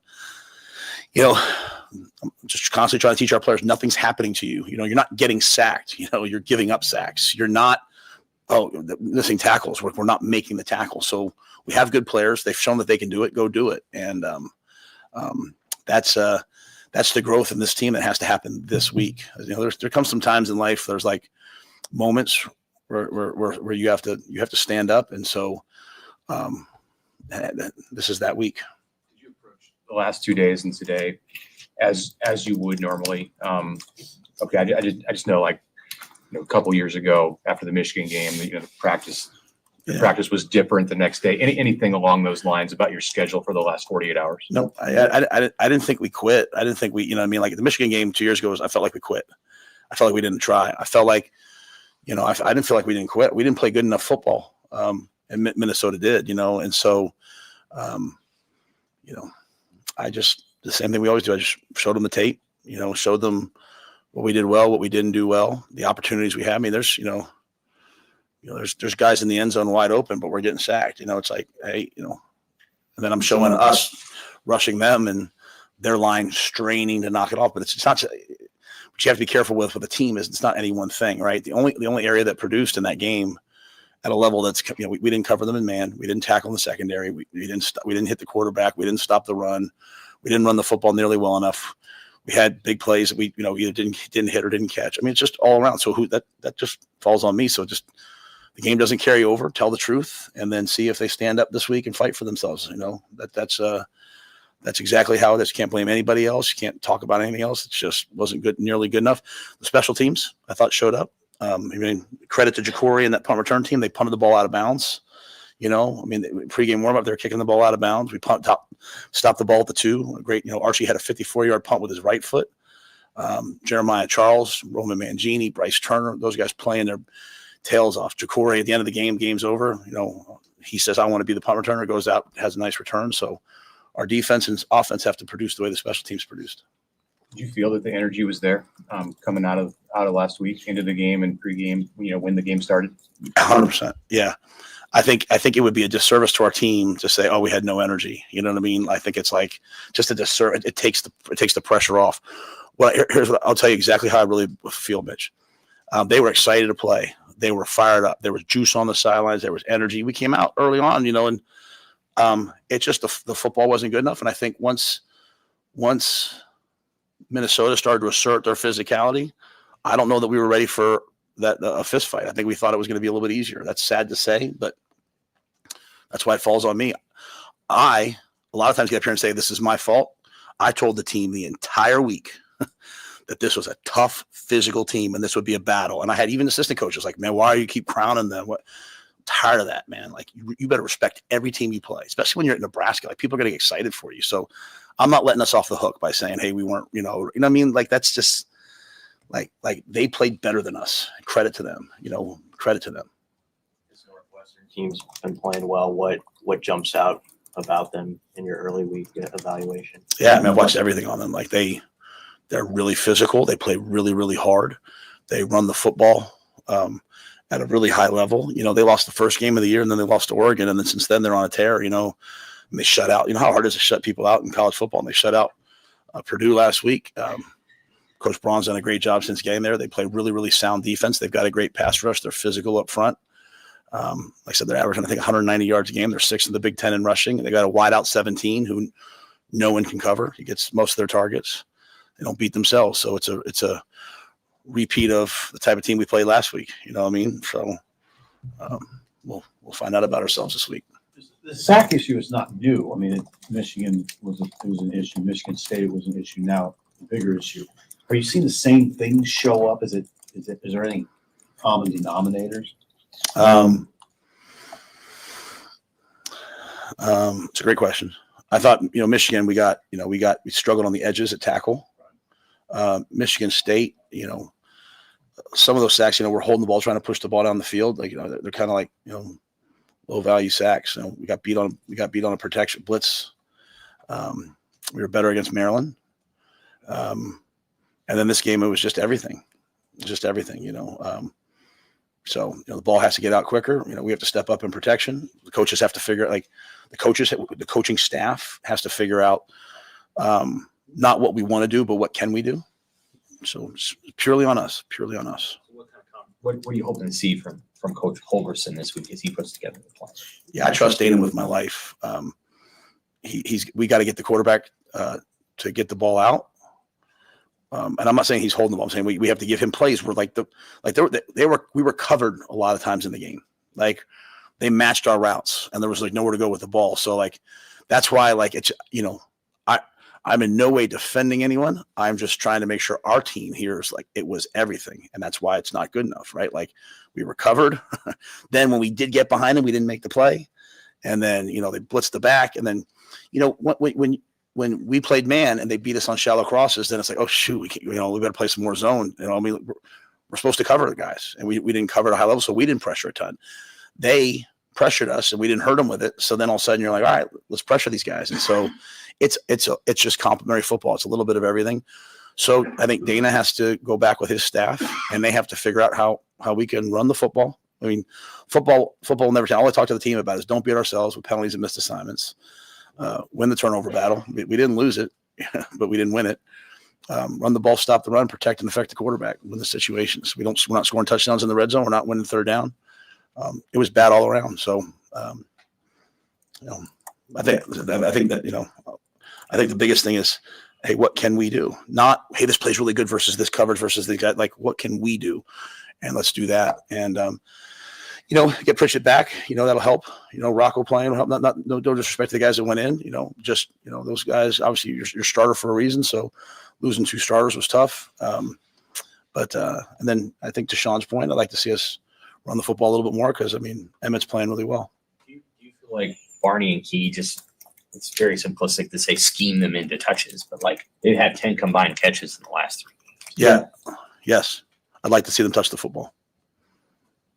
Think does there need to be more intentionality about just getting them the ball? Yes.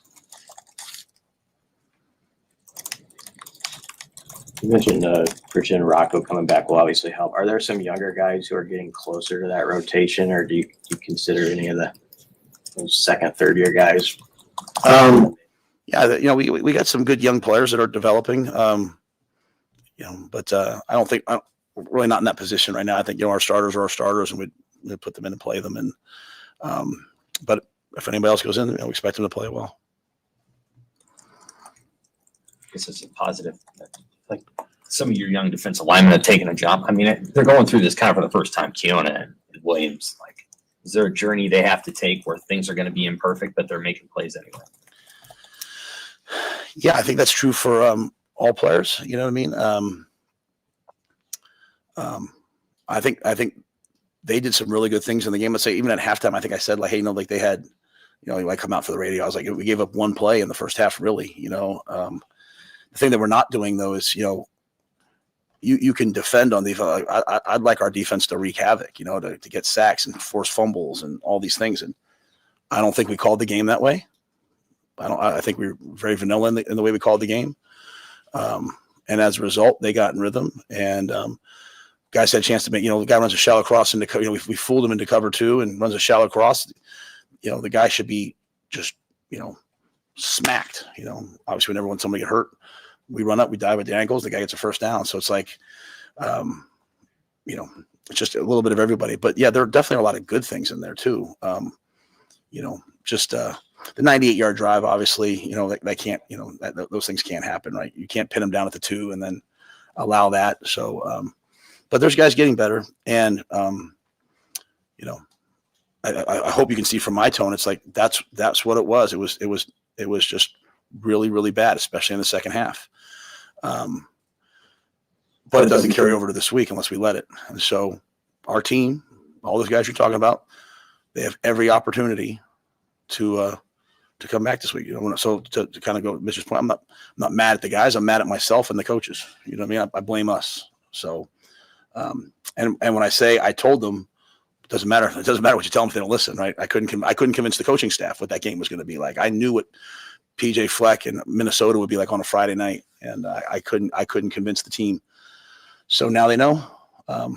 But that's not me saying I told them they didn't do it. It's me saying I didn't get it done. I'm saying, like, that's my job. Like, that's my job to get the team ready to play, and they were not ready for that battle, especially in the second half.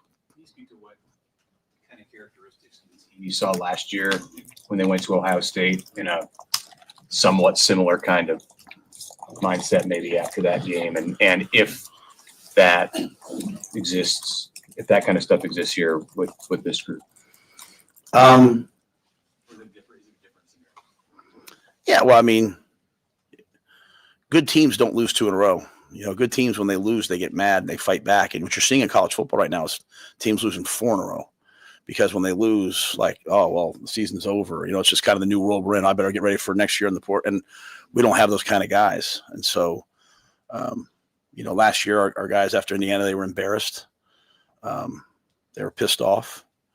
And more importantly, they reduced the Ohio State game down to like me versus him, right? And that's coming out of Michigan. We went Michigan State. It was like the guys had that mentality. In Maryland, they had that mentality. And, unfortunately, the creeping in of, that's why I don't like just saying, like, just the sacks. Like, the game wasn't lost just because of the sacks. It was a 98-yard drive. It was just everything. So it's like everyone now, in my opinion, has to do what we did last year and reduce it down to, like, I've got to show up and play. And so we're coming home. We're playing at home versus a good team. I sure hope we show up like we showed up at Ohio State, but just make more plays than we did against them.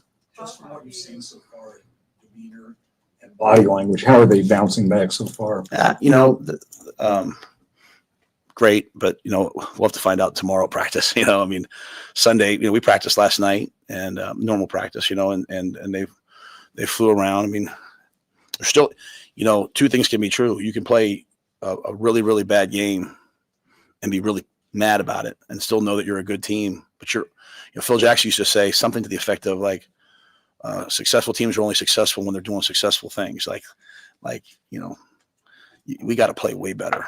And so, but I think they know that, so they'll hopefully we'll reduce the game down to what the game really, really is. It's blocking and tackling and playing really hard and making your plays when you have a chance. It must be a little galling that your coaches were not able to carry your vibe to the players last week. Yeah, I want to make sure I say it the right way. Because I don't want to. Because I know sometimes when I say things, I mean them one way and it comes off maybe the other way. So I think the way it works is the head coach of any team says, hey, this is the vision for this game, and then people carry it out. And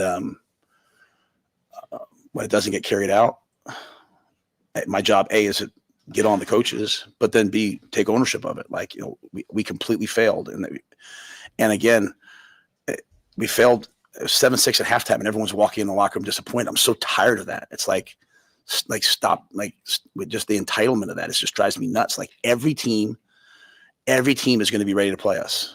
Like they were chanting overrated at the end of the game. Why? Because you've earned yourself into being 5-1 and being a top 25. They wanted to play you. So like, I'm just tired of that entitlement of like, oh, this will be easy. Oh, this will be easy. Oh, these guys don't, who are we? You know what I'm saying? We're just and so we're way better when we're like chip on our shoulder, gritty, tough. So, so I don't want to make it sound like I'm not blaming. I don't want to come here and blame people. I want my team to know that like we all have to be better this week. It wasn't nearly good enough. And, Dana worked his ass off last week. Butler worked his tail off last week. It's just,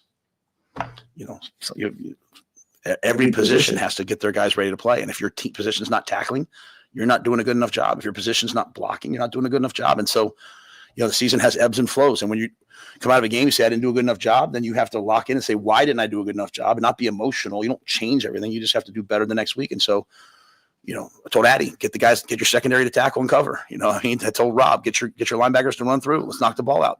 I told Terry, let's stop turning sideways. Let's knock the line of scrimmage back. That doesn't mean that they're not working those things all the time, but it's just the ownership of a coaching staff. Like, this is us. What we put on tape is us. And what's happened in coaching over the years is like, now, especially now with the portal, everybody just blames, players aren't, this guy's not good enough. We're good enough to win. Okay. We're good enough to win. So get your guys ready to play this week.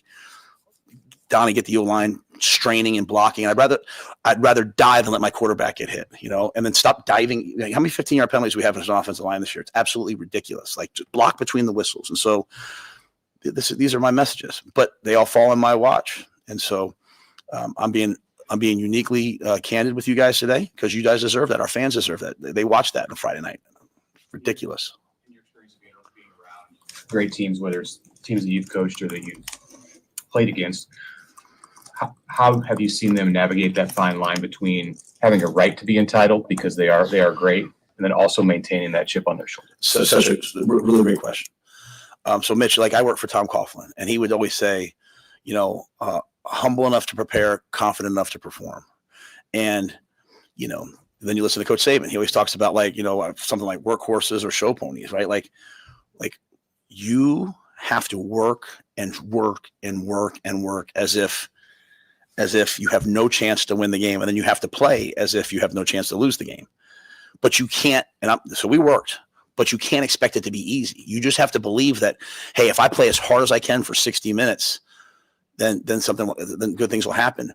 Along part of that, though, in my opinion, is when you get punched in the face, you either cower back or you come out swinging.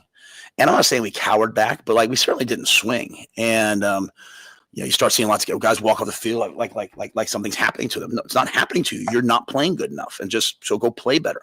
I'm not coaching good enough. So, I didn't throw a fit. I didn't yell at them after the game. I didn't do all that because I own the fact that I didn't coach good enough. But you know what? I'm going to coach good enough. I'm making it very clear, I think, right now to our team and to our coaches what's expected this coming Saturday. And if Northwestern is just way better than us, then so be it, right? So be it.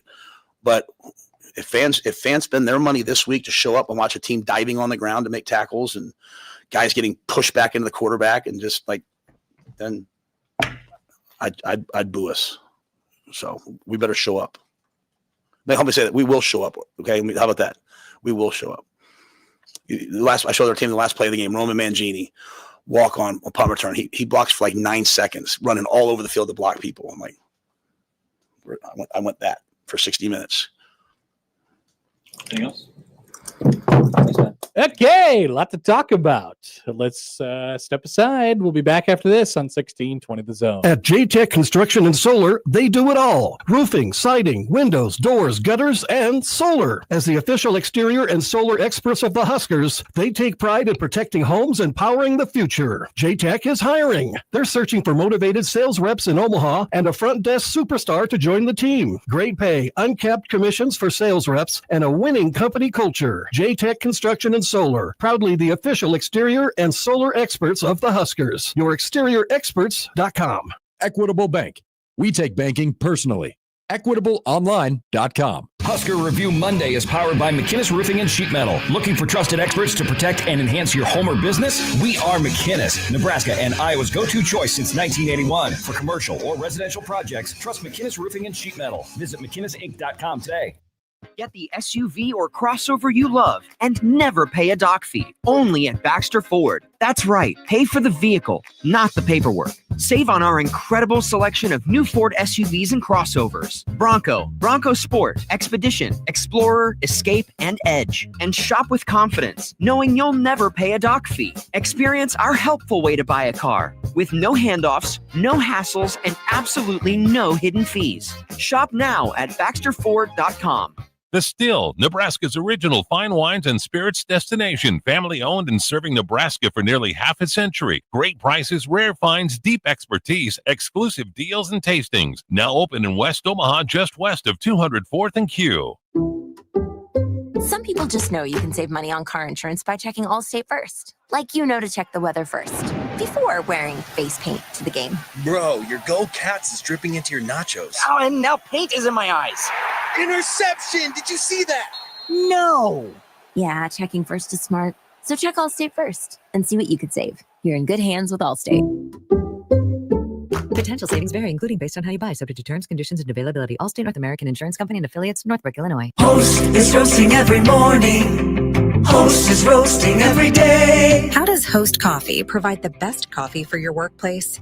By finding the richest and most robust coffee beans from all around the world and bringing them to our Nebraska roastery, where your coffee is roasted fresh and delivered straight to you. Proudly serving Nebraska since 1972. Host Coffee is always roasting something good for you. Hi, I'm Chef Franklin Becker. You know the jingle. Now discover the facts about Ozempic, a GLP-1. There's only one FDA-approved Ozempic made by Novo Nordisk. Learn about the real thing. Talk to your healthcare professional today. Call 1-833-OZEMPIC or visit Ozempic.com to view the medication guide and to learn more about Ozempic. Semaglutide injection 0.5, 1, and 2 milligrams.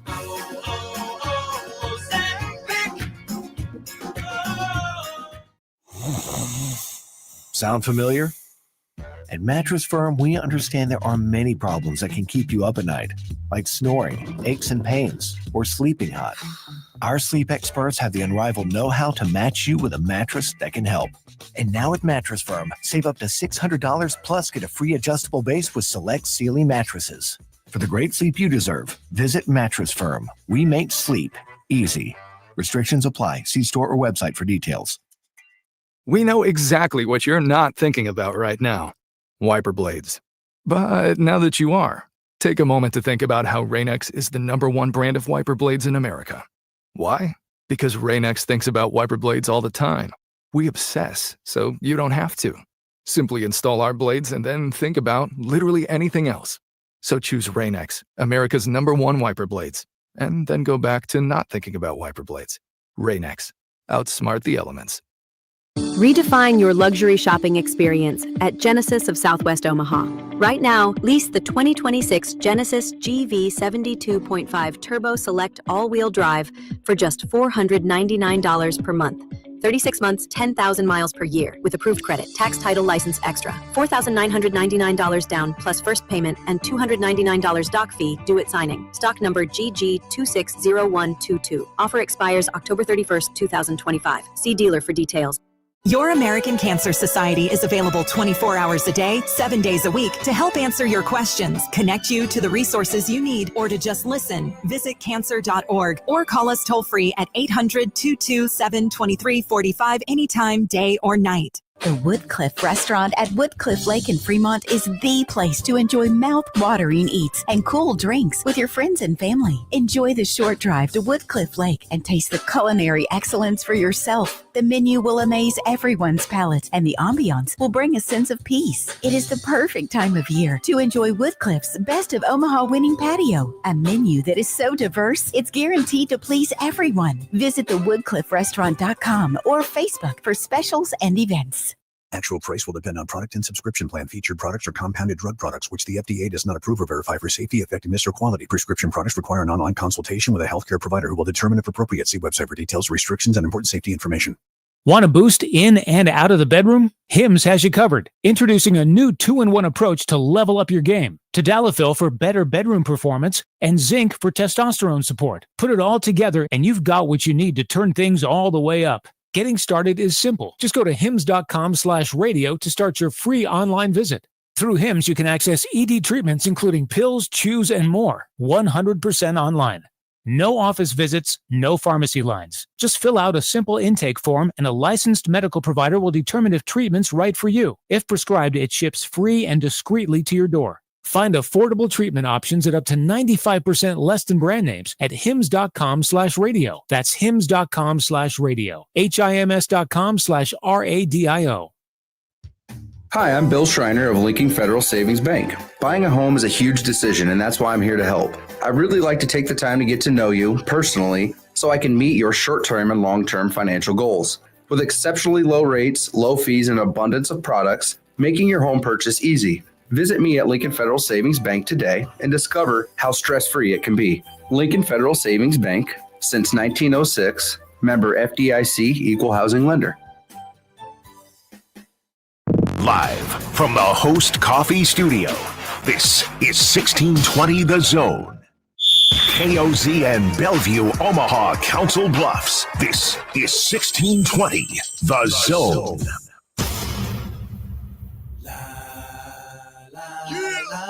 Wait till I get my money right. Oh, all right. Welcome back.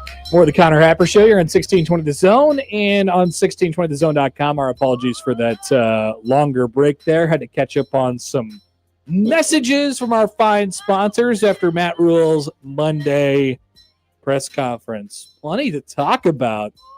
He says, I'm triggered. I'm mad. He just kept getting more triggered. Yeah. Well, it was pretty clear because I said to you at some point during that, I was like, is this over? Because it needs to be. We're not getting anything done. He's just progressively getting more and more triggered. And we don't need that we don't need that. But basically, he was just trying to come up with more words, because people keep asking him questions about the same thing, to say, we played terrible. That's the story. That's the answer to all of your questions. We played terrible. Which, does it mean we are terrible? We'll find out. I think that was his answer, basically, right? Why did you play terrible? Well, he talked about how, he was the only one who thought Minnesota was any good. Yeah, but then he kind of went back on it later. And obviously, he realized what he did. Too much of an oversimplification, and he can. It will sound like he's throwing people under the bus at times, but it's not, because he's already had that conversation with everybody. Sure. He's already talked to everybody. He already know. The other coaches already know he's pissed at them, right? So then that gives you the ability to say it out front in front of everybody and say, yeah, like, I love Dana and everything, but what the hell was that? After about 2 or 3 questions. I love John and everything, but what the hell was that? I love Marquise Buford, but what the hell was that? He tried to be-rabbit it after about 2 or 3 questions. Okay, let me list everything bad that we did, and I'll tell you that we played bad. Yeah. And yeah, it's one of those pressers where that is the answer, but it's not the answer you want. Of course, it's not what you want to hear.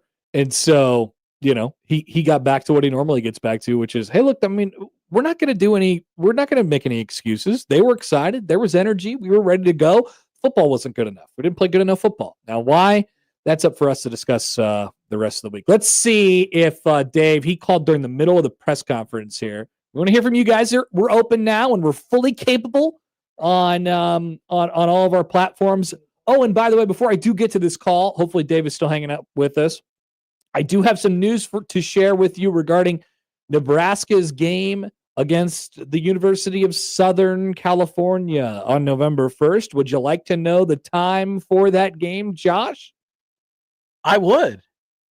6:30 p.m. That's a night game, Connor. NBC. NBC. Thank the Lord in the heavens Yes, big dude, you're going somewhere else. And that somewhere else is Columbus, Ohio. Oh, no. Terrible. Penn State play really good. Ohio State Buckeyes. Oh, they took that game. Huh? Thank God. Thank God. All right. We'll have reaction to that, but I'm pretty sure you get the point there. As we go on throughout the show today, let's see if Dave is still hanging out with us. Dave, you still with us?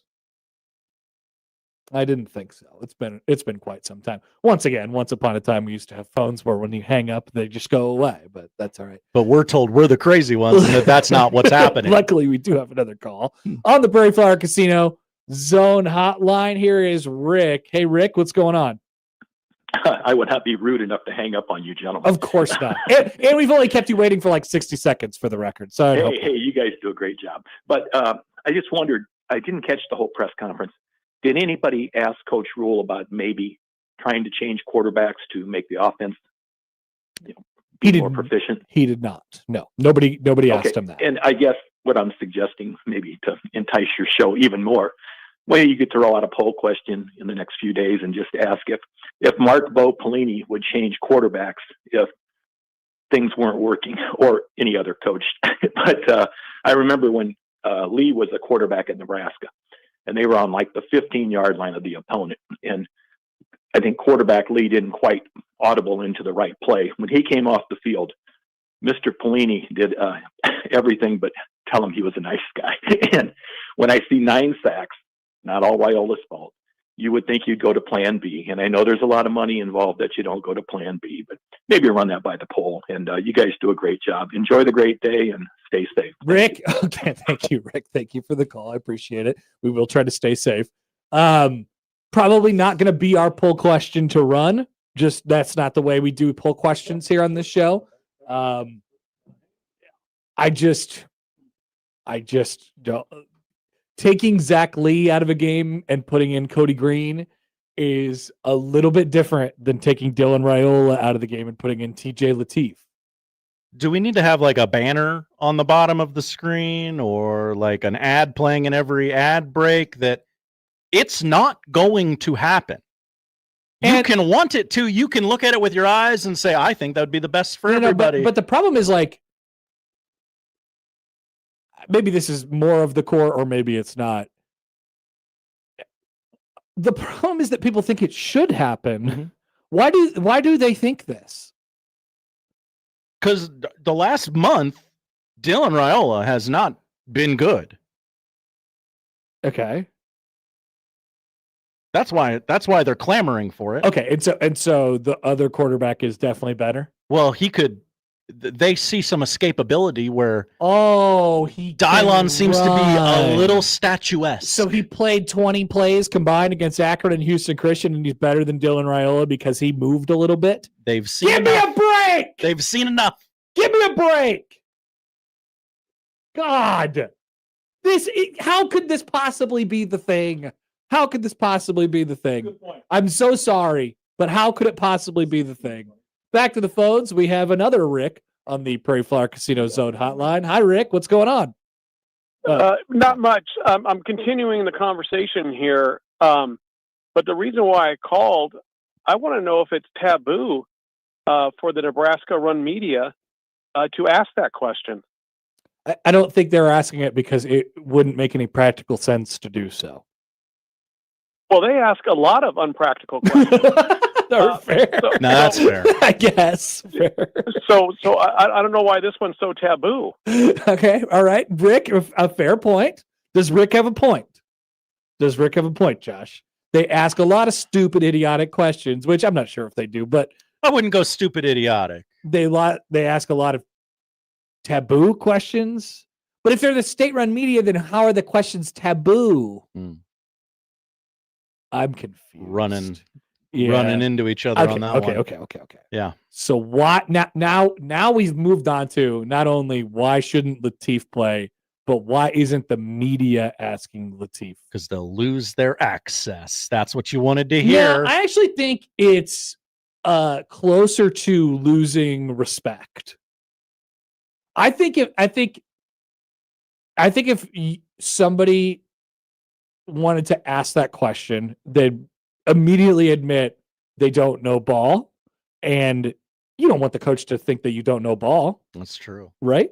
So I think you got to have somebody else come in, like from the news side of a television. Get somebody. Get Brian Mastery in there. No, maybe Brian Mastery knows ball. Oh, he knows ball. I know he knows. So Brian wouldn't want to ask that question. So maybe just somebody else from a local news station who's never covered sports before, who's never thought about sports before, who said, hello, coach, have you ever thought about playing your backup quarterback instead of your starting quarterback? What if, and hear me out on this, what if we sent Nick down there? Interesting. The question gets asked. We look like heroes for asking the question. He can't couch it either. He can't couch it either. You know, he has to just ask it. Because it can't be a yes or no question. Have you ever considered in a real life situation playing? Have there been TJ real Latif? Discussions about playing TJ Latif? Okay. All right. Now I understand that is a yes or no question, but it's very obvious you would like it expounded upon. What are the circumstances in which you would consider playing, putting Dylan Raiola on the bench? What would it take? Yeah. For you to play TJ Okay, Latif? we'll see if we can find somebody. Okay. We'll see if we can find somebody, get down there, infiltrate, ask a question. Could be fun. Let's go to Jason on the Prairie Flower Casino Zone hotline. Hi, Jason. Good afternoon. Hey, thanks for taking my call. Sure. I think a few years ago, somebody on the radio was talking about taking a robot and putting it down there to ask Bo Pelini questions. This was like back in the Pelini years, but their idea, I think it might have been Schick and Nick. Sounds like Schick and Nick. Yeah, sounds like it. Yeah, they wanted to get like a robot to go ask Pelini questions because they knew that Pelini would just go off on them. I thought that was kind of funny. Maybe we need to do that. Okay, all right. But Nebraska fans always want to blame the offensive line, and I don't understand that. There's no accountability to the quarterback. You have to throw the ball away. You cannot hold on to the ball too long, and that's what Raiola is doing. He got sacked a few times Friday night because he just wouldn't throw the ball away, and he just held on to it. And I don't think he needs replaced with Latif. I think he does have talent. I think he will be a top 3-round NFL draft pick, but he needs to make more progression because right now, between his freshman year and right now, we're seeing the same thing. And it's reflecting on the scoreboard. And Minnesota game is a perfect example of it. Nebraska's not a great team this year. They're an average team. They're an above-average team, just like everybody else in the Big Ten, except Ohio State. And so yeah, sure, our record, it could be what it is now, or it could be worse.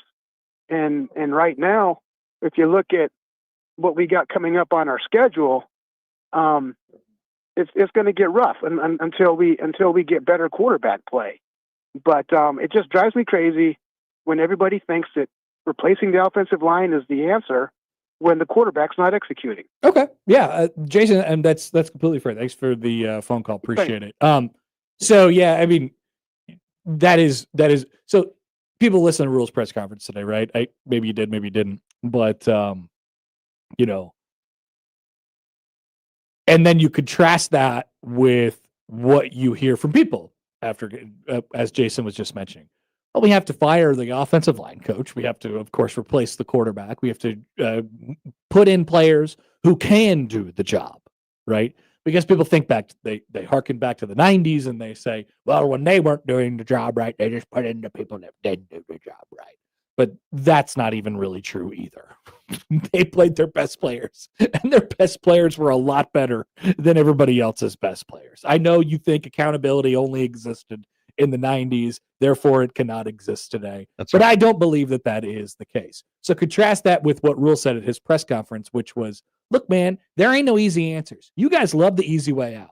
You love to fire people. You love to bench people. You love to change everything. You love to blow it up after one loss. They are 5-2. All right. They played like ass. They sucked. There are reasons why. He tried to explain them to you today. You won't listen. You say bench everybody. You say move everybody. You're wrong. They just have to play better. And they can, because we've seen it. They've won 5 times this year. They're capable of playing better. So you don't think it's at all remotely possible that this quarterback that they have and this offensive line that they have and these running backs and these wide receivers and this defense that they have could just play better?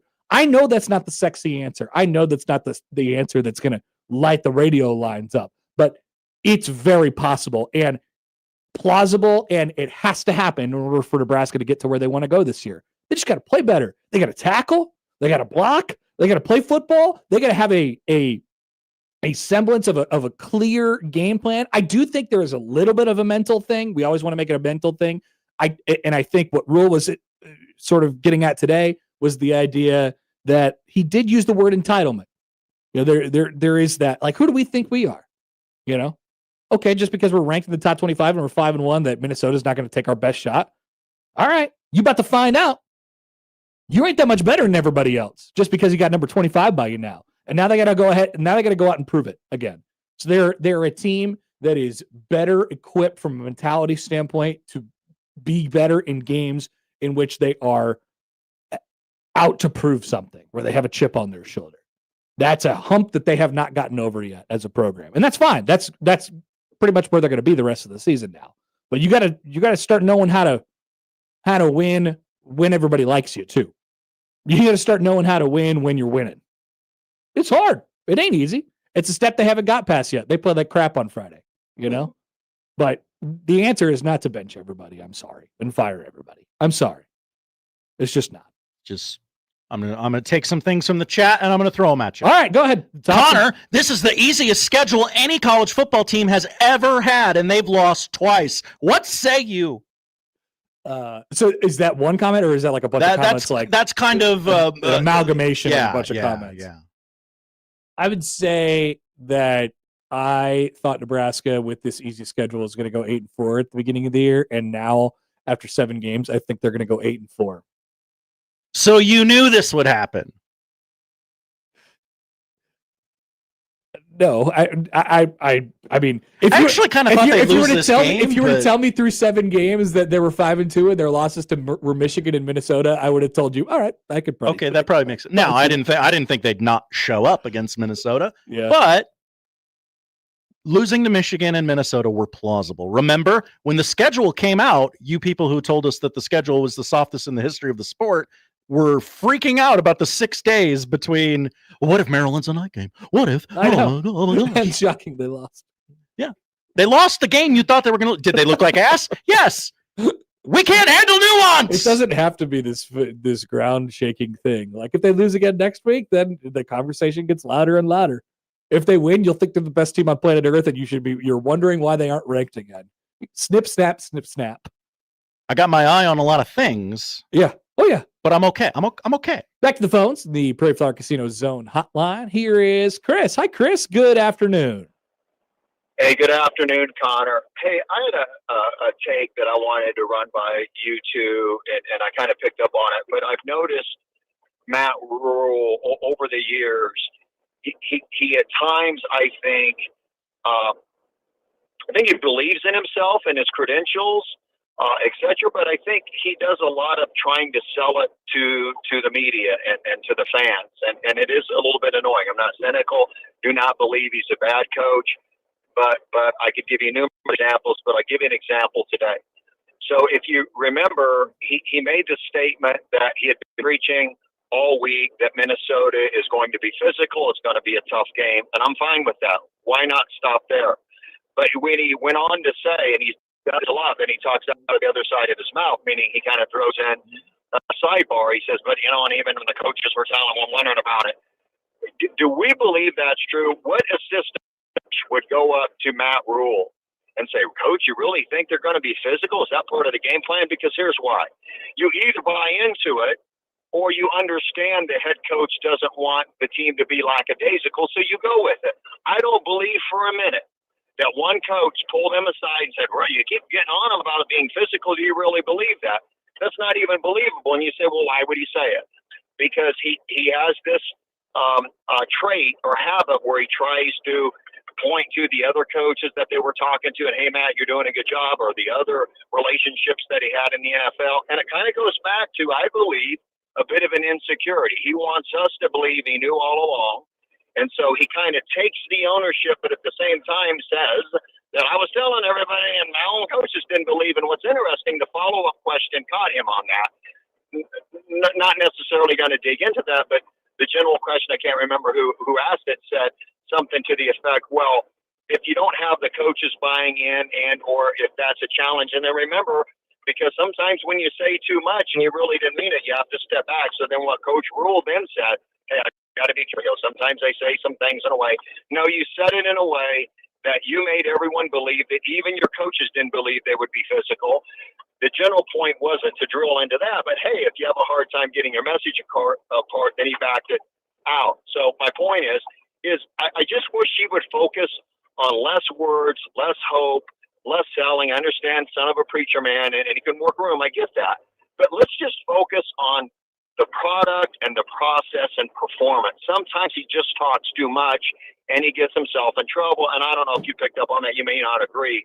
But again, in short, there's no reason to, right after you say that you're telling everyone they're be physical, to then say that assistant coaches were really challenging or questioning that. Yeah. I don't know what your take is. That's all I got. Chris, no, well done. I think it's a nice job of sort of following along with that.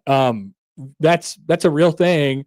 I think the answer is baked in what I believe is a good quality about him, but also a dangerous one when you get into a situation where the temperature gets turned up and you lose to Minnesota on a Friday night as a ranked team and you get, physically manhandled or whatever it was. He is just honest. He's just really honest and transparent. I think that's generally a good thing. It lets everybody know what page he's on. Mm-hmm. It causes there to be less actual personal strife within the coaching staff. Like the worst thing that you could do with your coaching staff is not communicate. That's the worst. True. That's the worst thing. We may have seen that around here a couple of times. That's the worst thing you could do. Jumbo Steam, famously poor communicator, but he won. He was the first, long line of non-communicators. But great question by Sam, though. I would like to clarify. You went around the hallways this week and said, watch out for Minnesota. Yeah, and everyone said, why would we watch out for Minnesota? Yeah, I mean, I think that was probably, if I'm reading into this more, I'll probably listen back to it later, but like, if I'm reading into this, that was just like an amalgam, like a combination of things that he had sort of heard. Like, and my guess was, and he is like, he is on top of every detail, and he's a worry wart, and stuff like that too. So he would have been thinking that had they won the game, 55-0 or something like that. He would have been like, oh man, I was worried going into that game. How often do you hear about that from coaches? Yeah. All the time. I told these guys all week that was a physical team, and we got them ready to play. Yeah, I told you guys that Akron was going to be a challenge, and I think we just played a really, really good game. But executed in all three phases. Yeah, we just executed, right? So that's what we could do. We executed, but they were dangerous. Don't get me wrong, right? I mean, so we've heard crap like that before. I told him after Akron, don't read your press clippings. Houston Christian's going to come in here and they're going to want to win. But I think the big one was like at the very end. He said 7-6 at halftime. Everyone is disappointed. The entitlement of that is nuts, I believe was the line. The entitlement of that is nuts. Like, okay, did you not think that this was going to happen if you didn't, do things right? If you didn't have the right game plan, and if you didn't, win one-on-one, and if you didn't tackle, if you're diving at people's ankles and stuff like that, did you think that was going to not happen? You can tell that play kept him up Friday night. Like, really? Run by Taylor? No, the targeting on the O-line. Just really? Did you think that was what you needed to do? It is stupid crap like that. Like, where does that come from? And I think he touched on it a little bit. It's tricky. They have to. Eventually they'll he's hoping that they build their way back up to where they're right in this position again for a big game against God knows who at the end of the year, or maybe against USC after they beat Northwestern or whatever it might be. On Big Ten Saturday night. Or against, maybe, the last boss of this season is this. Nebraska is favored to beat Iowa on Black Friday, and they are a ranked team, or they're close to a ranked team, and they're, maybe these are the only two losses that they have, and they're a top 25 team, and they're playing Iowa on Black Friday, and their record says 7-5. I don't know what it'll say, but whatever. Let's just play out this scenario. Their record says they're 7-5. Nebraska's record says they're 7-4 or something, and Nebraska's record says they're 9-2, and they need to win this game to do whatever and beat Iowa.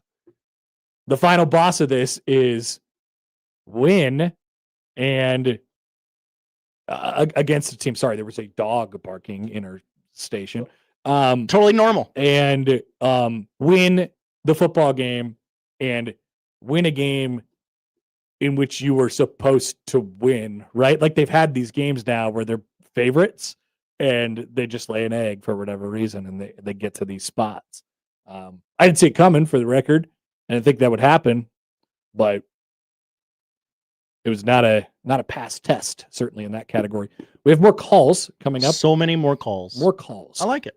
Let's keep taking calls. We'd love to hear from you all. 402-951-1620. Thanks for watching with us. Also, there's this conversation about me not caring about your feelings on the YouTube. Have you seen this, Josh? They're all mad at me because I don't care enough. And they're showing their care by saying TJ Lateef should play quarterback. And by me saying TJ Lateef should play quarterback, that means I care more. Care. What do you think about that? Care more about the program, or yes, like you don't care about them as people? You don't care about the program. Oh, that's what makes their opinions more valid. They're willing to do anything to win, Connor. Why aren't you? It's a great question. They're willing to. I am willing to not change anything to win. How about that? Does that make me care less? Yeah, it does. We'll take a break. Back after this on 1620 The Zone. Previously on Unsportsmanlike Conduct. If you're going to win a Heisman Trophy, you have to beat good teams. You have to be in marquee games. When we talk about great Heisman moments, they don't happen against Houston Christian. If you don't see him on this list, there's a very good chance Nebraska didn't win that. I was going to say, if he's not on this list, they lost to Michigan. If he is on the list, they beat Michigan. Unsportsmanlike Conduct with John Bishop and Josh Peterson. Weekdays 2 to 6 on 1620 The Zone. Your Omaha area forecast presented by Bellevue Berry and Pumpkin Ranch from the KETV Newswatch 7 Weather Center on 1620 The Zone. Partly cloudy, mild, and windy for your Monday with high fire danger today. Gusts possible out of the northwest up to 30 miles an hour. High today in Omaha of 66 degrees. Tonight, mostly clear, but staying windy, a low of 45. For your Tuesday, bright, cooler, and windy with a high tomorrow of 59. I'm meteorologist Caitlin Harvey with KETV Newswatch 7. Husker Review Monday is powered by McKinnis Roofing and Sheet Metal. Looking for trusted experts to protect and enhance your home or business? We are McKinnis, Nebraska and Iowa's go-to choice since 1981. For commercial or residential projects, trust McKinnis Roofing and Sheet Metal. Visit McKinnisInc.com today. Cold weather will be here before you know it. At the same time, power outages are on the rise. So here's an important question. If the power goes out when it's really cold, do you have a way to stay warm? If not, you've got to check out the Vesta off-grid space heater from My Patriot Supply. It's a compact, portable space heater that doesn't use electricity. It runs on something called canned heat, which is an indoor safe fuel. It's completely off-grid, and it can heat up a 200-square-foot room in a matter of minutes. With a Vesta stashed in your closet, you can rest easy, knowing you and your family will stay warm, even if the power goes out. Plus, it doubles as a stove to boil water or cook food without electricity or propane. The best part is, you can get a Vesta and a bunch of other free gifts when you order the Winter Prep Special from My Patriot Supply. Just go to MyPatriotSupply.com to see everything included. This offer won't last long, and neither will this nice fall weather, so go to MyPatriotSupply.com today. That's MyPatriotSupply.com. At Sid Dillon Chevrolet, get employee pricing on over 200 select Chevys. Shop at Nebraska's #1 volume Chevy dealer group or at siddillonchevy.com. Together, let's drive. You are what drives us, Sid Dillon. Leaves falling to the ground, a chill in the air, and jack-o'-lanterns on the front steps. You know what that means? Yep, Old Man Winter's coming. Call Skradsky Heating and Cooling. Now through October 31st, you can save $499 on a single system or $1,099 off a full system. Family owned and trusted. Skradsky Heating and Cooling. Get details at heatomaha.com. Cross Strain Brewing Company, the official sponsor of One Beer Friday on 1620 The Zone, where beer is Nebraska fresh, never boring, and always evolving. Find them at the original location in La Vista, at their DraftWorks location downtown, or at crossstrainbrewing.com. The Zone Inbox is brought to you by Equitable Bank. We take banking personally. Email me, Connor Happer, with the Connor Happer Show at Connor, CONNOR, at 1620thezone.com. Send me your love, your hate, and maybe a few hot takes. The Zone Inbox, presented by Equitable Bank. This is the story of the one. As a maintenance supervisor at a manufacturing facility, he knows keeping the line up and running is a top priority. That's why he chooses Grainger. Because when a drive belt gets damaged, Grainger makes it easy to find the exact specs for the replacement product he needs. And next day delivery helps ensure he'll have everything in place and running like clockwork. Call 1-800-GRAINGER, click Grainger.com, or just stop by. Grainger, for the ones who get it done. Husker Review Monday is powered by McKinnis Roofing and Sheet Metal. Looking for trusted experts to protect and enhance your home or business? We are McKinnis, Nebraska and Iowa's go-to choice since 1981. For commercial or residential projects, trust McKinnis Roofing and Sheet Metal. Visit McKinnisInc.com today.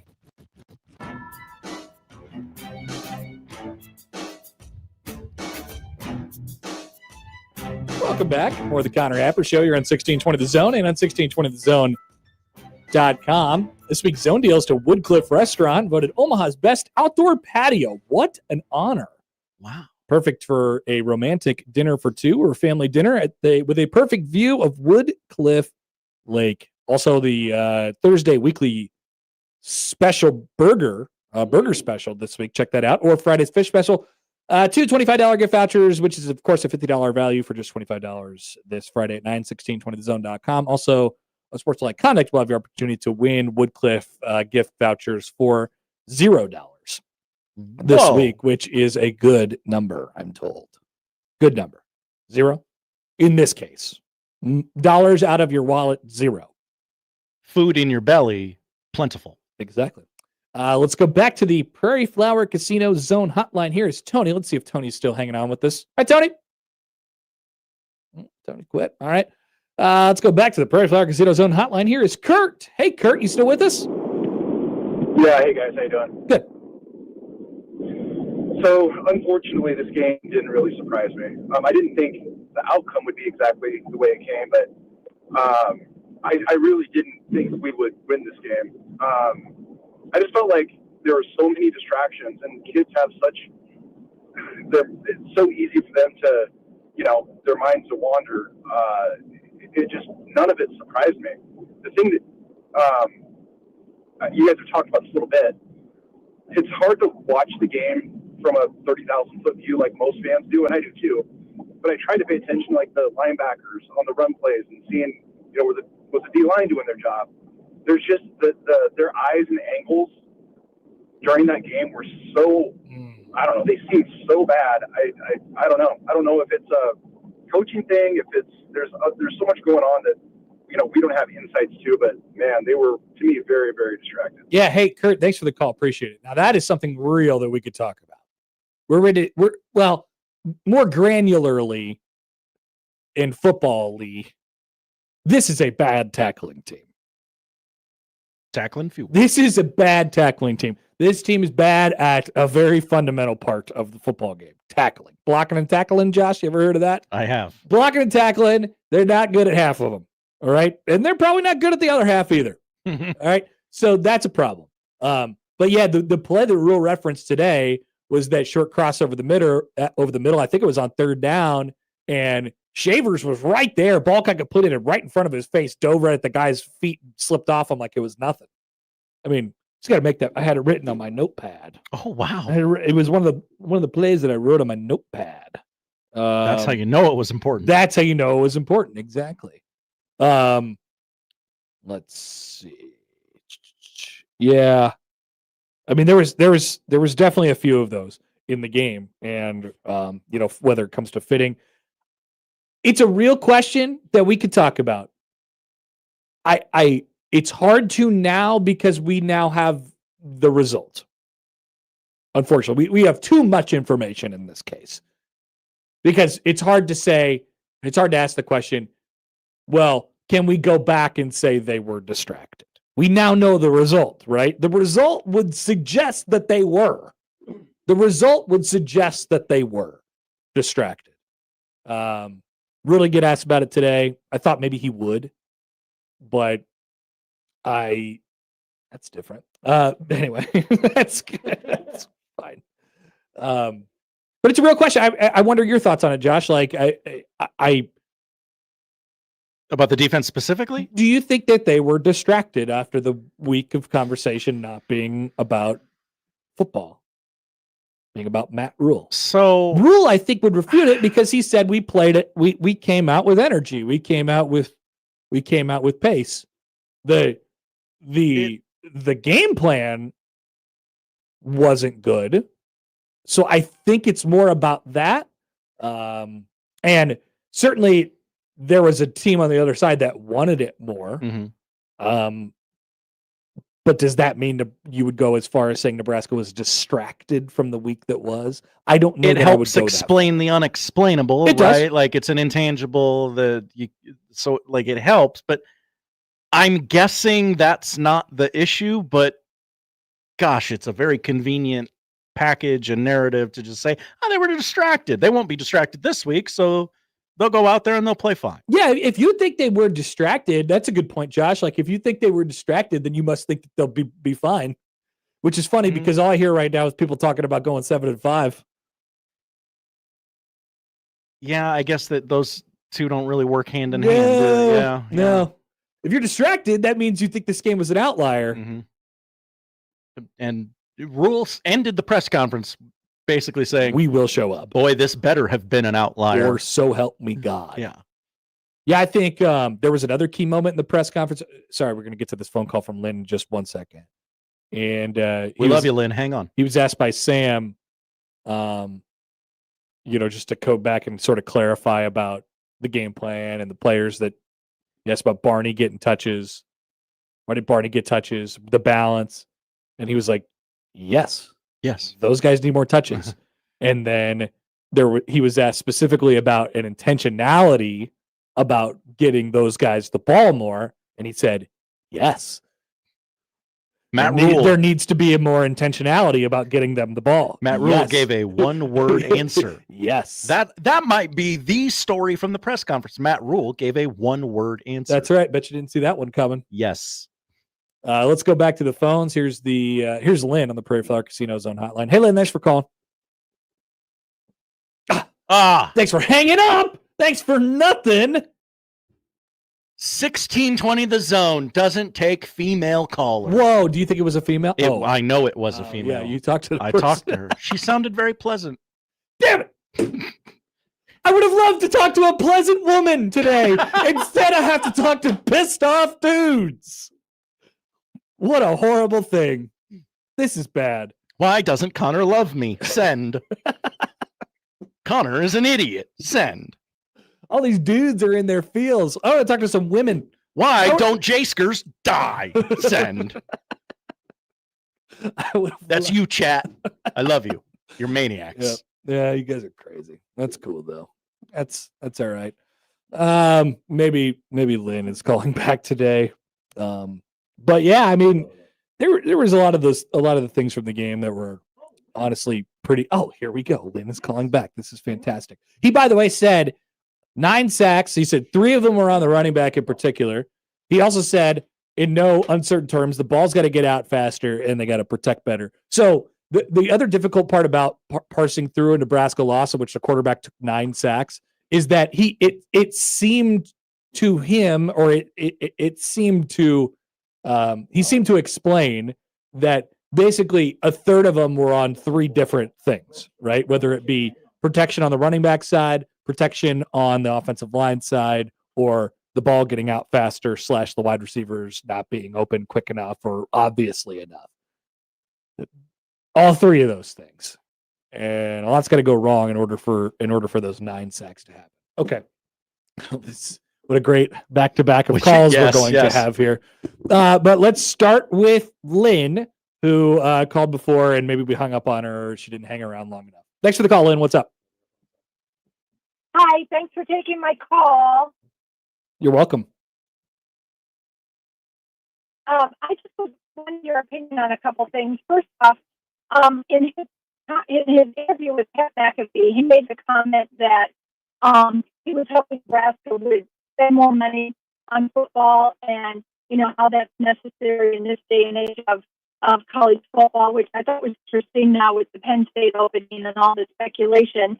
And I wanted to get your thought on that because obviously we just got drubbed by a team that doesn't spend nearly what we do on football. So that doesn't seem to hold them back. And same with Iowa, who are 9-1 in the losing column. So I want to get your thoughts on that. And then also, secondly, our offensive line is really bad. And I wonder if they're hesitant to make a change with our offensive coach because he's the uncle of the quarterback. So I was wondering your thoughts on that. Thank you, Lynn. I'll answer both of those questions. I appreciate you calling. So on the spending thing, I think from Nebraska's standpoint, they have to decide, whether Matt Rule is like the appropriate coach to go, because Nebraska's never been like all in from a money perspective, like being one of the elite teams in the country since they were one of the elite teams in the country. And you have to show off the money and you have to spend the money to actually say that you are one of those schools. So Nebraska has to decide, okay, can we do this? And is it something that we could sustain? And is Matt Rule the right guy to kind of throw all the support behind? So I think that's one thing. Matt Rule does not need any more money or investment in the program to beat Minnesota, to Lynn's point. Nebraska does not need any more money or investment in the program to beat Iowa. They need to be better at football to beat those 2 teams. Great take. So I think, to your point, Lynn, like that's what we're. A retort to Matt Rule asking for investment and things like that is, how about you beat Minnesota and Iowa on a consistent basis first, and then we can worry about beating Ohio State and Oregon. That'd be my response. I'd like to see this get better on a consistent level before we go to that next level. So yeah, I think that they're, if they would have beat Minnesota, the conversation would have been more about Penn State again, and then investments and all that stuff, and Rule would have had a more clear answer. How much money do we need to raise to keep Matt Rule here? Right. So, he knows. He knows. He knows exactly what the conversation is like, and he also knows that they got to beat Minnesota. Right? He also knows that they got to beat Minnesota. Just because you get ranked in the top 25 doesn't mean that you could stop doing the thing, like all the things that led you to be able to climb the mountain to beat teams like Minnesota and Iowa. They won a couple of those games over the last 2 weeks. You can't just stop doing those things in your reach to get to the summit. You have to keep doing the things that got you up the mountain. And they didn't do it. They didn't do enough of them on Friday. Let's take another phone call. On the Prairie Flower Casino Zone hotline. Here is Greg in Myrtle Beach. Good afternoon, Greg. How we doing? Hey, doing great. Always good to speak with Hap, the wine sommelier, and the man of many rings, Josh Hodgson. That's right. That's what they should call us, Wine and Rings. That's the new name of the show. I'll take credit for that. Perfect Big Red underreaction Friday, followed up by another comical Matt Rule presser. Did I actually hear Matt freaking Rule quoting Phil Jackson and Nick Saban? I believe that's right. Yeah. Phil Jackson's got 13 titles, 11 as a coach and 2 as a player. And Nick Saban has 6 titles. And Matt Rule couldn't carry their soaking wet jock. Give me a freaking break. It's another debacle Friday night in front of the entire nation. Then we hear typical fans on Underreaction give us it was just a bad night on the road. And that college football, boys, don't worry, we're 5-2. Yeah, you're 5-2. Okay, the first reason we're 5-2 is a good one that I'll give middle school Rule credit for. And when you look at the team, Hap and Josh, what's the difference this year? Quiz time. What's the difference? Oh, the difference is we stole Mike Eckler, who's an excellent football coach. And the ironic thing is that he completely disproves all of Matt Rule's crap about it taking years and years to build culture. That's Rule's PR garbage that stupid fans stop up like gravy on a biscuit. It took frickin' Mike Eckler 3 weeks, not 3 years, because he can coach. He evaluated, recruited, signed, and coached up all of our JV quality special teams that lost dozens of games over the last decade, and he's made them an asset instantly. And they've already won games for us. By the way, the play of the night was the punt that pinned them inside the 2. And by the way, proving Eckler, who scored all of the damn points Friday night, Hap. That's true. So the second reason that we're this is Mike Riley's fool's gold.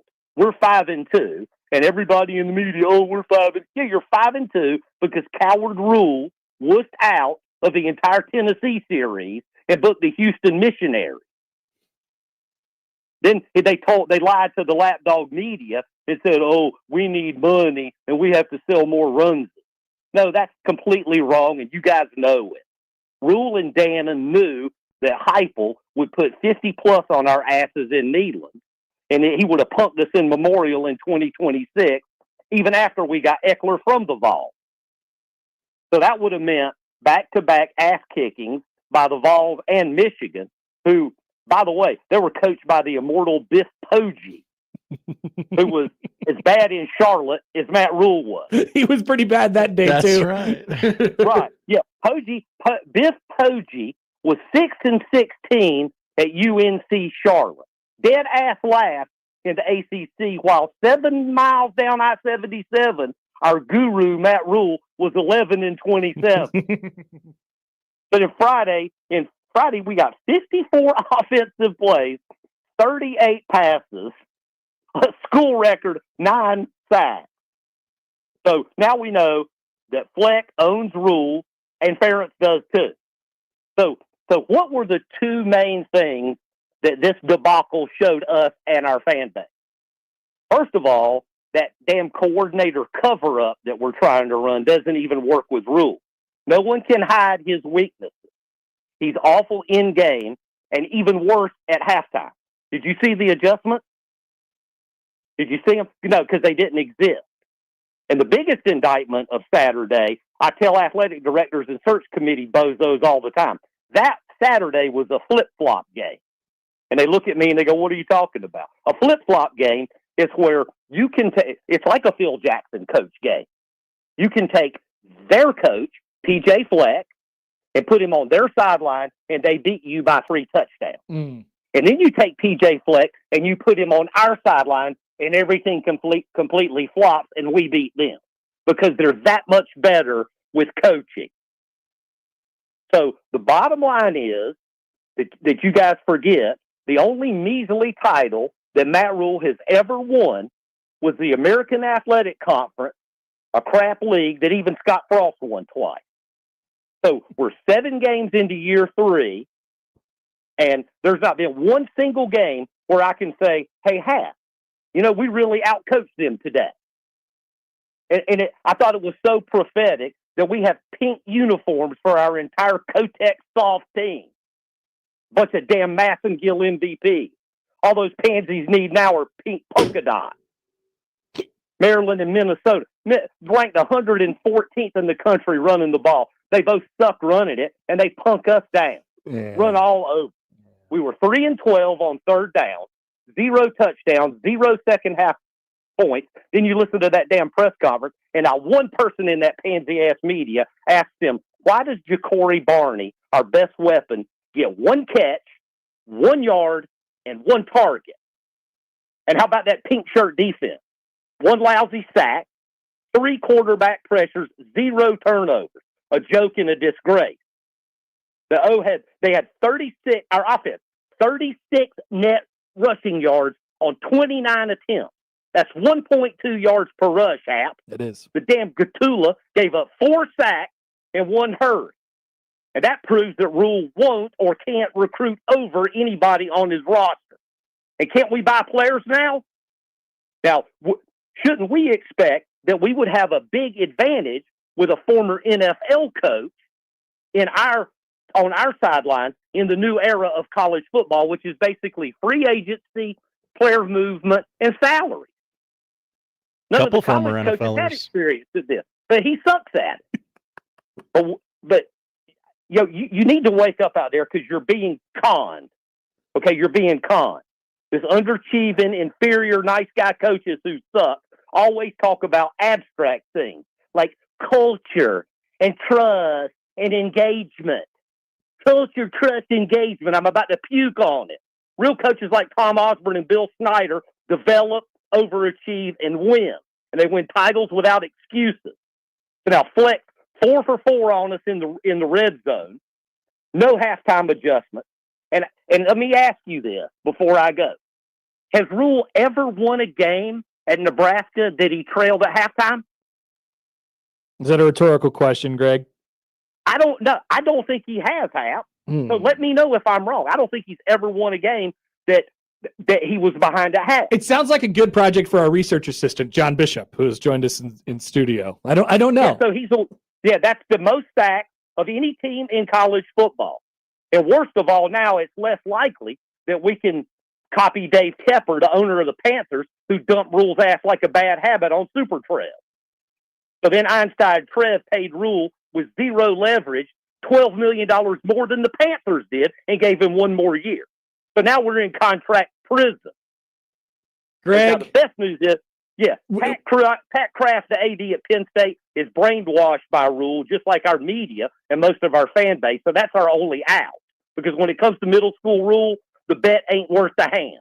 And Friday night proved it. Thanks for the call, Greg. Great to hear from Greg in Myrtle Beach. Well done. John's got a research project he's going to work on now. So we'll have to go check that out. We'll have to go check that out. I think that was one of those scenarios where John was listening in his car, arrived at the building, and said, okay, do I sit Still here? had enough time to listen to the last 3 minutes. Yeah.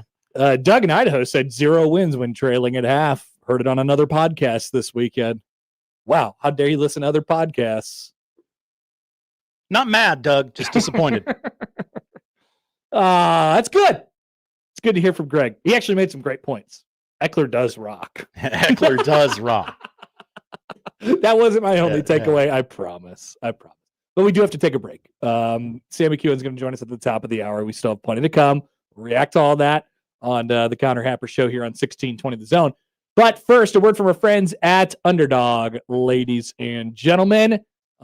We are talking about the NBA. We have fast breaks and buzzer beaters and block parties, and they're all back, ladies and gentlemen, starting tomorrow with a couple games, and then Wednesday, basically a full slate. You can make picks. Did you know this? You can make picks and win money right now in the state of Nebraska with Underdog. It's so easy. Pick whether your favorite players will go higher or lower on stats like points, rebounds, assists, steals, and more.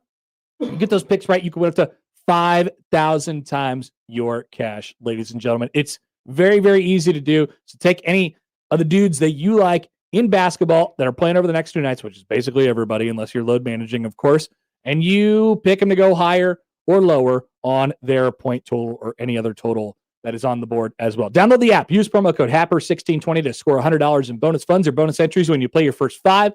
Promo code HAPPER1620. Underdog. Make picks. Win money. Must be 19 plus and present in Nebraska. Terms apply. See assets.underdogfantasy.com/web/play and get terms_DFS_.html for details. Consider with your play, call 1-800-GAMBLER or visit www.ncpgambling.org. Big names, big games. We've got them all. 1620, The Zone. Creighton Sports Update. Creighton women's soccer is back at Morrison Stadium on Wednesday night when they welcome in Seton Hall for a Big East matchup. Do not miss out on our fan appreciation night with $1 soda and popcorn, along with a pregame beer happy hour. Get your tickets today at gocreighton.com, and we'll see you there. And that's your Creighton Sports Update, powered by Monster Tree Service. 1620 The Zone proudly supports Creighton Athletics. Elevate your drive at Woodhouse Mazda. Right now, receive 1.9% APR for 60 months on the full lineup of 2025 Mazda CX-50 standard and hybrid engine models. Get started online today with approved credit, tax, title, license extra when financed through Mazda Financial Services. $299 doc fee due at signing. Stock number X250815. Offer expires October 31st, 2025. See dealer for details. Hi, I'm Chef Franklin Becker. You know the jingle. Now discover the facts about Ozempic, a GLP-1. There's only one FDA-approved Ozempic made by Novo Nordisk. Learn about the real thing. Talk to your healthcare professional today. Call 1-833-OZEMPIC or visit Ozempic.com to view the medication guide and to learn more about Ozempic. Semaglutide injection 0.5, 1, and 2 milligrams.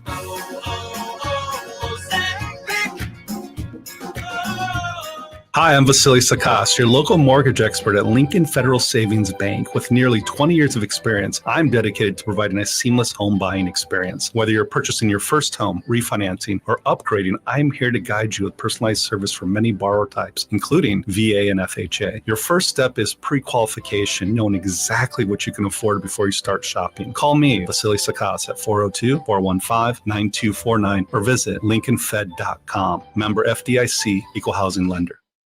You hear that? That's the sound of your business losing money. Legacy phone systems weren't built for today's teams. Quo, formerly OpenPhone, gives your business a smarter way to stay connected. Quo lets you manage calls, texts, voicemail, and contacts all in one place so that you can deliver a seamless customer experience from ring to... Need to take calls on the go? Quo automatically transcribes, summarizes, and highlights next steps from every call, so you never miss a detail. Need insight into what closes a sale? With Quo's AI call tags, you can instantly spot key topics like objections or pricing questions and use those insights to level up every customer interaction. And yes, you can bring your existing number with you for free. Keep your team in sync and your customers happy with Quo. Quo. No missed calls, no missed customers. Try Quo for free at quo.com/sports and get 20% off your first 6 months. That's quo.com/sports. QUO.com/sports. Don't miss this week's Zone Deal.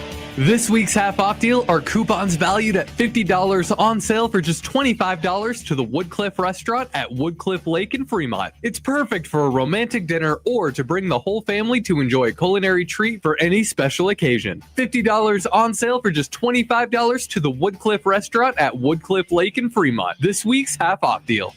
Zone deals go fast. 9 a.m. Friday, 1620thezone.com. Let's get back to the Connor Happer Show on 1620 The Zone. All right, welcome back. Connor Happer, Josh Adson with you. Or as Greg calls us, Master Sommelier Happer and Multiple Rings Josh. Those would be our caller names if we were to call into other radio shows. Hey, this is Multiple Rings Josh. Hi, MRJ. They'd start calling you MRJ. Yeah. You'd have like two things that you talk about every time. I just want to say this. JJ Watt hair, it looks stupid. Bryce Harper, why can't he get a hit in the playoffs? I don't know. These are great questions. Questions I've asked this month. Doug in Idaho writes in. Hi, Doug. Was it the first time someone called the ball coach a pansy ass on the Happer Show? Actually, no, Doug. But same guy has committed the multiple crimes in that. Nah, it's not a crime, I don't think. I don't know. Josh is being very quiet about this. He doesn't want me to say it again. What? Pansy ass? Yeah. I'll say pansy ass all you want. Cool. Pansy ass. Yeah. Same guy has done the same thing a couple times. It's the brand name that he used that I would like you to avoid saying again. Oh, okay. All right. Women are tough. Back on that. Let's go back to the yes, believe it or not. I'm not running away from the chat, guys. It's just I always say phone eats first, right? Yeah. I love when people call into the show. I love when people call into the show. Haven't even had to break in case of emergency basketball talk yet. I know. And you guys, if you keep calling, it might not happen. Yeah. People are saying Jay's in the chat, and every time I'm going to talk about it, somebody keeps calling. Mm-hmm. And so nice job by you all, I guess. It's all a ploy. Here's Roy on the Prairie Flower Casino Zone hotline. Hey, Roy. Hi, how are you guys doing? I'm good, Roy. Sorry, I'm got a little cold. I was just thinking maybe the answer is, I don't think Mickey Joseph is making that much money down at Grambling. If we could get him on as some kind of like advisor to the coach, he's the last guy who beat a real Big Ten style team in Iowa. It was, something creative with the coaching staff like that. And I don't think Frost is making that much at UCF. I don't know if that's really possible, but in some sort of offensive role. You think that they should hire all the coaches that they fired already? No, that's ridiculous. I'm kidding with you. I appreciate the call, though, Roy. What a great idea. Great point for fodder. He was kidding. Roy. It was a joke. Oh. Wow. I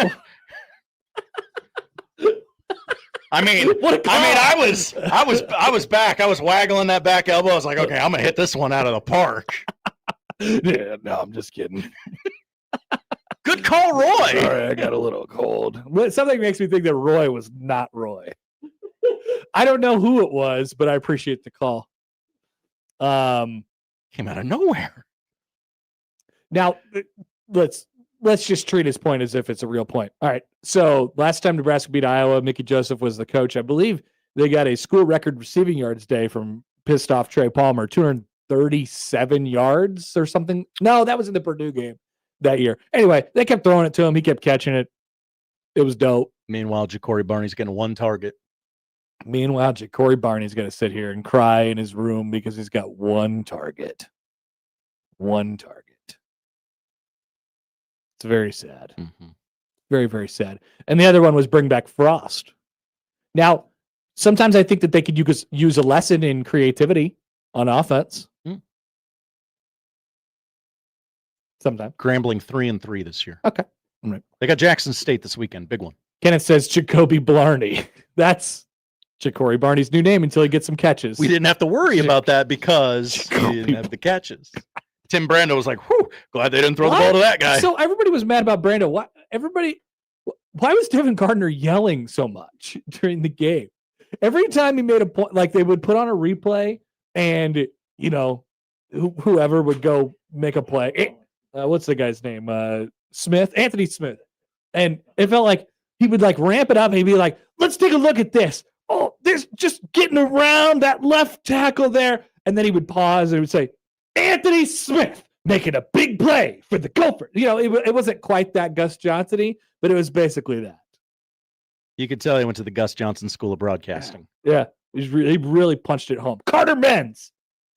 Guess what? Those dudes were just running around those tackles all day long, just running right around them. They even rushed 2 on the last sock. Two.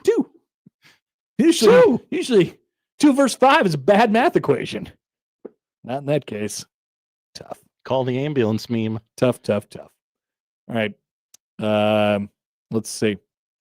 Brandon writes in. Hi, Brandon. These callers are clowning Connor Happer, much like President T is clowning the American public. That's what Brandon says. Callers ain't clowning me. I got to put it up on the screen so this that ain't people Greg know and Myrtle we're not Beach's show. This is editorializing. my show, baby. See, it says his name. I tell Greg and Myrtle Beach when his time is up, except when I want to let him go, because sometimes I do. All right, we're back with Sam McKewon coming up on the other side. Still no basketball talk yet. I don't know. We'll see. Back after this on 1620 The Zone. Live from the Host Coffee Studio, this is 1620 The Zone. Husker Review Monday is powered by McKinnis Roofing and Sheet Metal. Looking for trusted experts to protect and enhance your home or business? We are McKinnis, Nebraska and Iowa's go-to choice since 1981. For commercial or residential projects, trust McKinnis Roofing and Sheet Metal. Visit McKinnisInc.com today.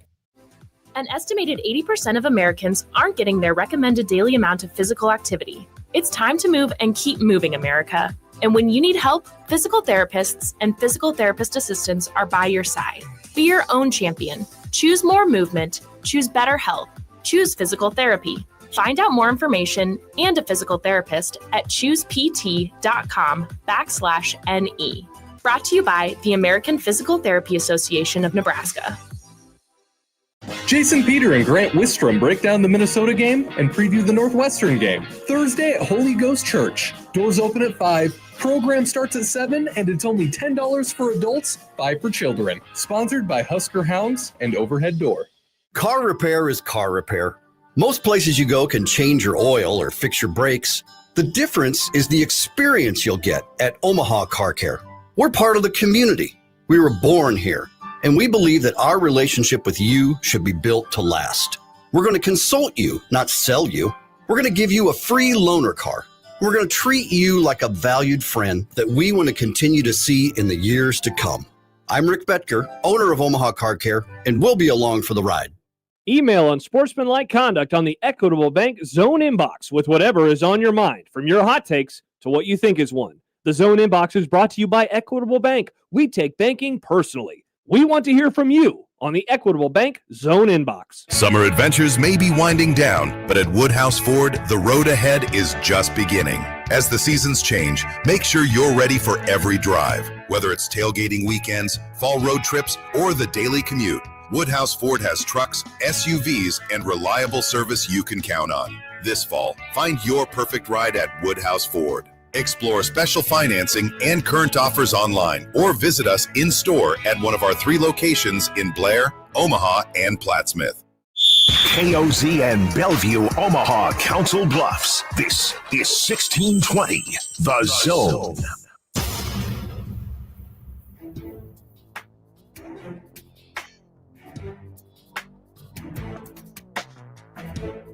Welcome back. Connor Happer, Josh Hudson with you here on the Connor Happer Show on 1620 The Zone, 1620thezone.com. Week number 7 of 4-quarter pick'em is hot, but only if you are a 1620 The Email subscriber today. It's live and active right now. Get your picks in early, get them in right, and you could win the prize for the week. If you're not a subscriber, first of all, bad idea by you. Second of all, you better become one. Third of all, make your picks tomorrow. That's the best advice I could give you. I would take advices 1 and 2 before point number 3. We will try and effort Sam McKewon, but the people just keep calling and they keep having takes, Josh. And who are we to say that we shouldn't, answer their phone calls anymore? We're going to keep answering. Phone eats first. Phone eats first. That's right. Even though there's conversation about basketball in the chat right now. I'm hearing Rink Mast is going to go number 1 overall. I don't know what they're saying out there. Some people are saying that.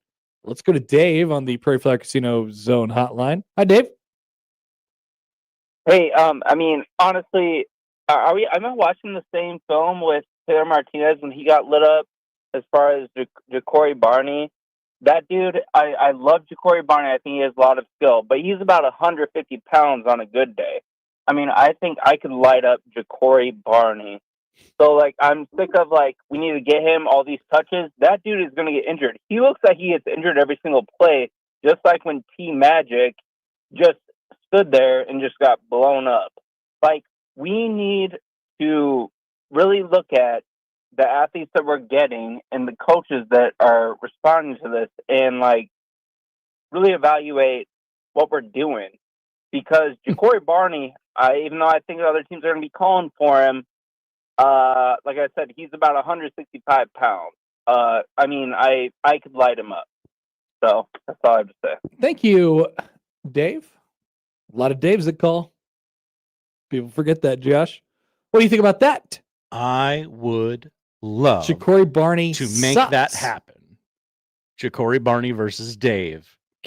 And let Dave blow him up. Would pay to see it happen.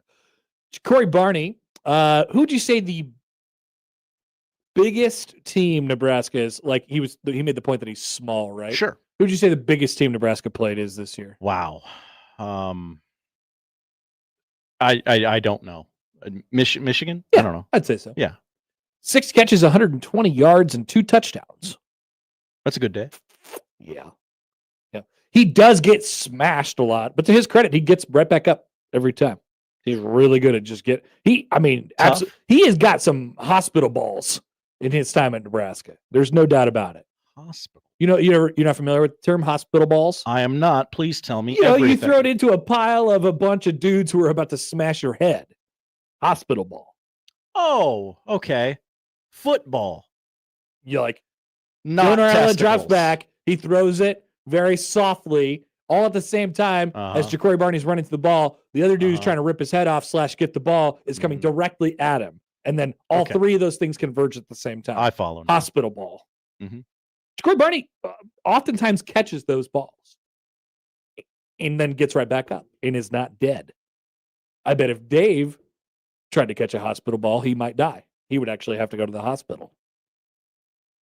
SEAL Team Nick writes in. Hi, SEAL Team Nick. Dave would 1,000% not light up Ja'Cory Barney.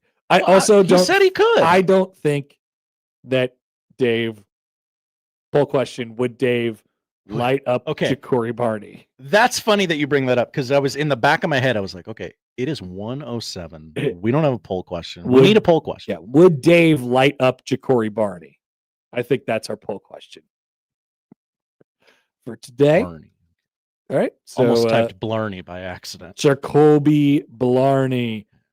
We got a text earlier, or a YouTube comment. Steel Team Nick is very disappointed, I think. Or no, not Steel Team Nick. Sorry. Star Wars Fiend is very disappointed in the comments that I'm not acknowledging the chat. I am acknowledging the chat. I love the chat. I've been looking at the chat all day long. I've been seeing a lot of what you guys are saying today in the chat. But we just keep having to go to the Prairie Flower Casino Zone hotline. And that's, once again, phone eats first on the show. We've had a guest. We've had Matt Rule at his press conference. And we've had nonstop calls from you all. And it is now. And the one time we did talk about the chat, we didn't talk about it the right way. And the chat got mad at us. I love you, chat. I love you. And you need to be told you are loved all the time. And I do love you. Your takes are great. We'll have some time, maybe, so long as nobody else calls after we go to the phones right now. And that's where we're joined on the Prairie Flower Casino Zone hotline by Sam McKewon from the Omaha World Herald. Sam, good afternoon. How we doing? I'm good. Sorry, a little late there. You may hear some wind as I'm walking around Memorial Stadium. It got really little wind kicked up here. What's going on with that? Wind tunnel is always on that north side of Memorial, though. You come around that corner and it just smacks you in the face, kind of like Minnesota smacked Nebraska. Nice. That's definitely like that segue. What was it? Hey, what was it like up there on Friday? Like, give us a good picture into what you saw on Friday night. We've been up there quite a few times, and it's kind of the usual bewilderment at what's happening on the field. I don't think Nebraska had a ton of juice to start the game.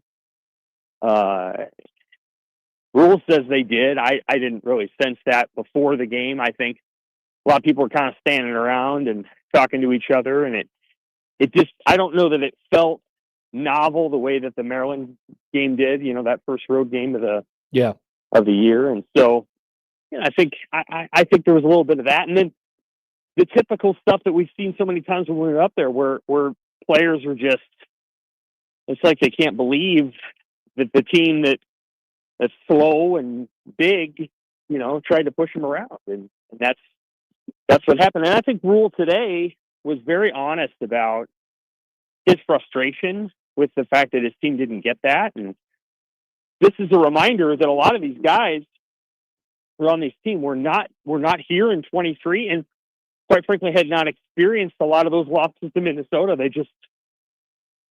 They hadn't experienced them. And so, I don't think they felt like they needed to take their coach seriously, which is, I asked Rule, I'm like, don't you find that kind of galling? Yeah. that they didn't take you seriously, or that your coaches didn't translate that vibe. And so, he called out his coaches pretty good, I thought. I don't know how they take that, but it ain't my job to take it. It's my job to react to it and ask those questions. And so he said what he said, and now those players and those coaches are going to have to take what he said in and deal with it. Yeah, it was fascinating, and I'm glad you did ask the follow up, because that was an important one. Like, okay, so we were talking about this. You're trying to convince everybody all week, and that message wasn't necessarily received. Like, that's sort of odd to me, and it showed too, whether he thought that they had juice or not, or whether anybody thought they had juice or not. It showed in the game plan he said as well. And what they were trying to do offensively. And then defensively, he said that they were vanilla. So the conclusion that you come to is this stuff is fixable for Nebraska, but does he have their attention now, maybe? Or is it all depend on how this message is sort of received? I think it's how it's received. And I also think the best way to put it is that even though Nebraska is no longer in the Big Ten West, it played a Big Ten West team and played very poorly. And it just feels like over and over, Nebraska over many years just really struggled to beat teams like Minnesota and Northwestern and Wisconsin and Iowa. And it just feels like they haven't quite assimilated to the league. There's just no other way to put it. And I'm sure it's very frustrating at this point. Like, at some point, it's, Nebraska's brand just doesn't mean what it used to, because they're not playing that kind of football. And so I think it's almost unbelievable, but I think, like, Nebraska was like, well, we're Nebraska and they're Minnesota, and unbelievably, they didn't show up, or they didn't play the kind of way that they should have. They didn't play well enough and all that. So, yeah, that's kind of where they're at. And obviously he was upset about it. It seems like he was frustrated with his coaches. Mm-hmm. Certainly seemed to indicate that. And so now they're going to play Northwestern, which I think is about as good of a team as Minnesota. A little bit better on defense, probably not as good on offense. But Nebraska can't take that game easy. They're going to have to play their tails off. And again, a lot of teams now know how they want to play Nebraska's offense. They're gonna bring a ton of pressure, and they're gonna man up the receivers, and they're gonna try to get Dylan Raiola off his game. And it's been successful now multiple times this season. He had a line toward the end, and this is sort of to your point. He said he walked in at 7-6 at halftime, and everybody is disappointed. He said the entitlement of that is nuts. And I thought that was, the word entitlement has always, flashed around in my head regarding what you just talked about with, these Big Ten West teams, and they're not flashy and they're not particularly impressive or anything like that. And so there's this thing where Nebraska, or teams like Nebraska, feel like that they could go in there and just win because, they are what they are. To your point, Sam, they're going to get the same type of thing this week. I just wonder if they're ever going to sort of be able to figure that part of it out, and be able to get past this thing where it's like, yeah, we got the little number 25 by us, and we got all these flash type of players, and you still have to play. They're not. If there's a lesson here, they're not good enough to not play well and still win against a team like that. Absolutely. I think the other lesson is that, again, I think the program still, to some degree, struggles with identity. Like, if you know who you are and you know who you want to be, and you know how you want to execute, do you really get that caught up in other people's brands? And Okay, so maybe once a year, Ohio State, when they play Michigan, they pucker. And it's clear that, when Ohio State plays Michigan, they don't seem to be quite the same program that day.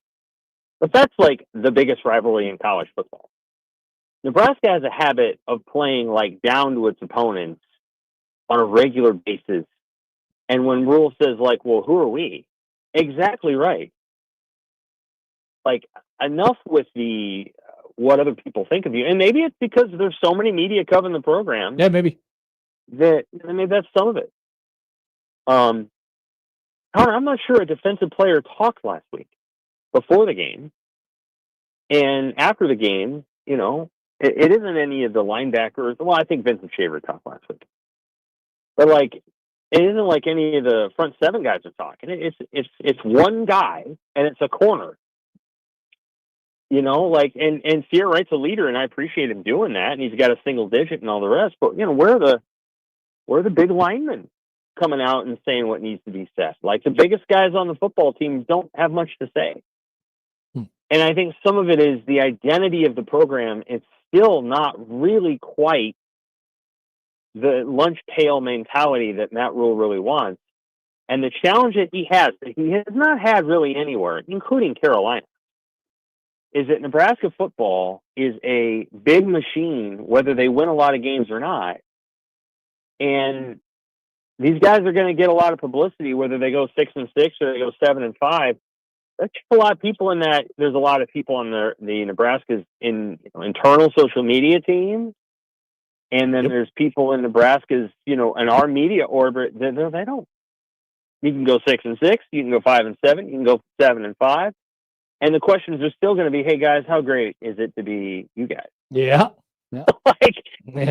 I don't think that probably happens that much at Northwestern or Minnesota.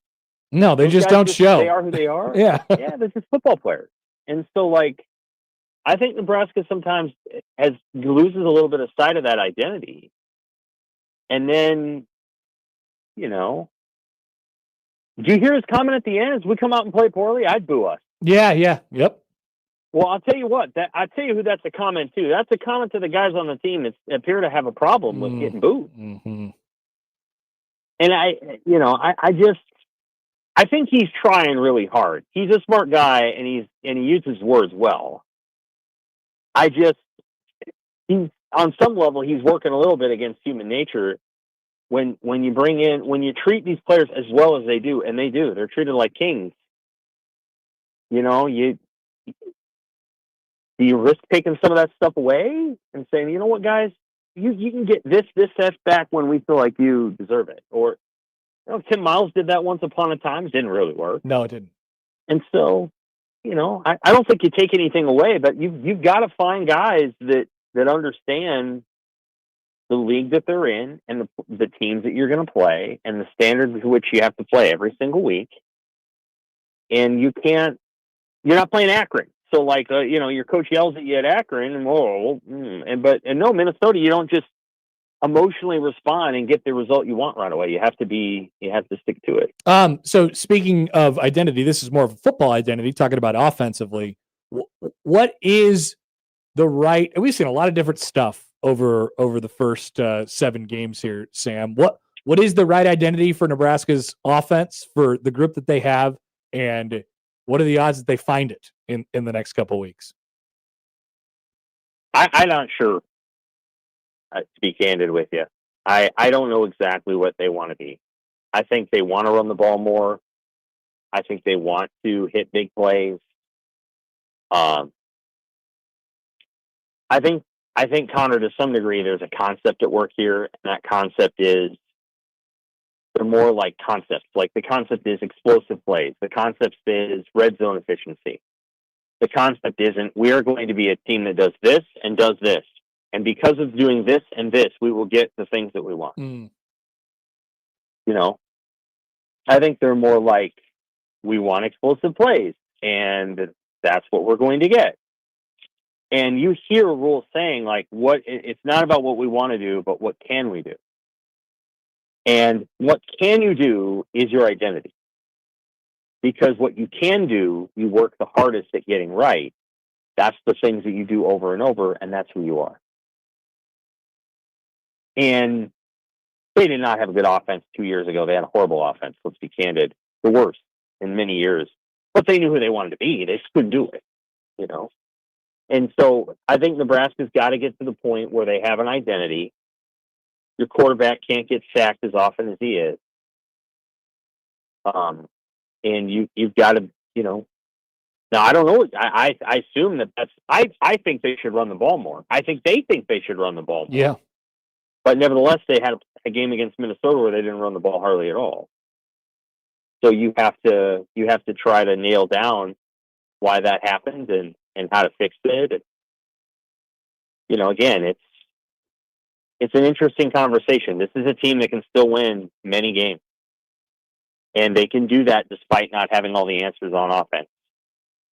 So, you know, that they can't pitch in the towel, and they're not going to, and they could come back and beat Northwestern by 10, and by golly, you know, the season's back on track. So you just never quite know what Nebraska's going to be, and I think some of that is because they have struggled to find an identity as a program, as a culture, and and more to the point, as an offense. Like they don't know exactly who they have wanted to be. Yeah, they put out a lot of options, and they maybe I think sometimes they're paralyzed by how many options they think they have, and all that stuff too. So yeah, there's a lot at work for sure. Sam, we'll let you go. Appreciate the time as always. Great stuff. We'll talk to you soon. Take care. Sam McKewon from the Omaha World Herald. Yeah, that's the thing they got to figure out. Offensive identity. It's funny. I mean, you know, they have a good quarterback. They have good wide receivers. They have a good running back. With that, you should be fine. I know their offensive line stinks. It's really not very good. Of course it's not. But you have enough there, and this is Dana. You have enough there to be able to scheme around your glaring weakness. You do. You should probably have a plan by this point. Yeah, and people will say, well, you Happer, you can't do nothing with that. The offensive line can't block them, you know, stuff like that. Look, you saw those two guys coming around the edge, Menz and Smith. They are same thing against Michigan, those two edges. Same thing. They are pinning their ears back. And I'm not saying that like it's barely a figurative speech. They are just running around the tackles. And I'm not saying that to embarrass the tackles. I'm saying that to embarrass the offensive coordinator who can't figure out what it is you have to do if your tackles are coming around if the defensive edges are coming around your tackles. You go forward and through. There's two less defenders that you have to deal with.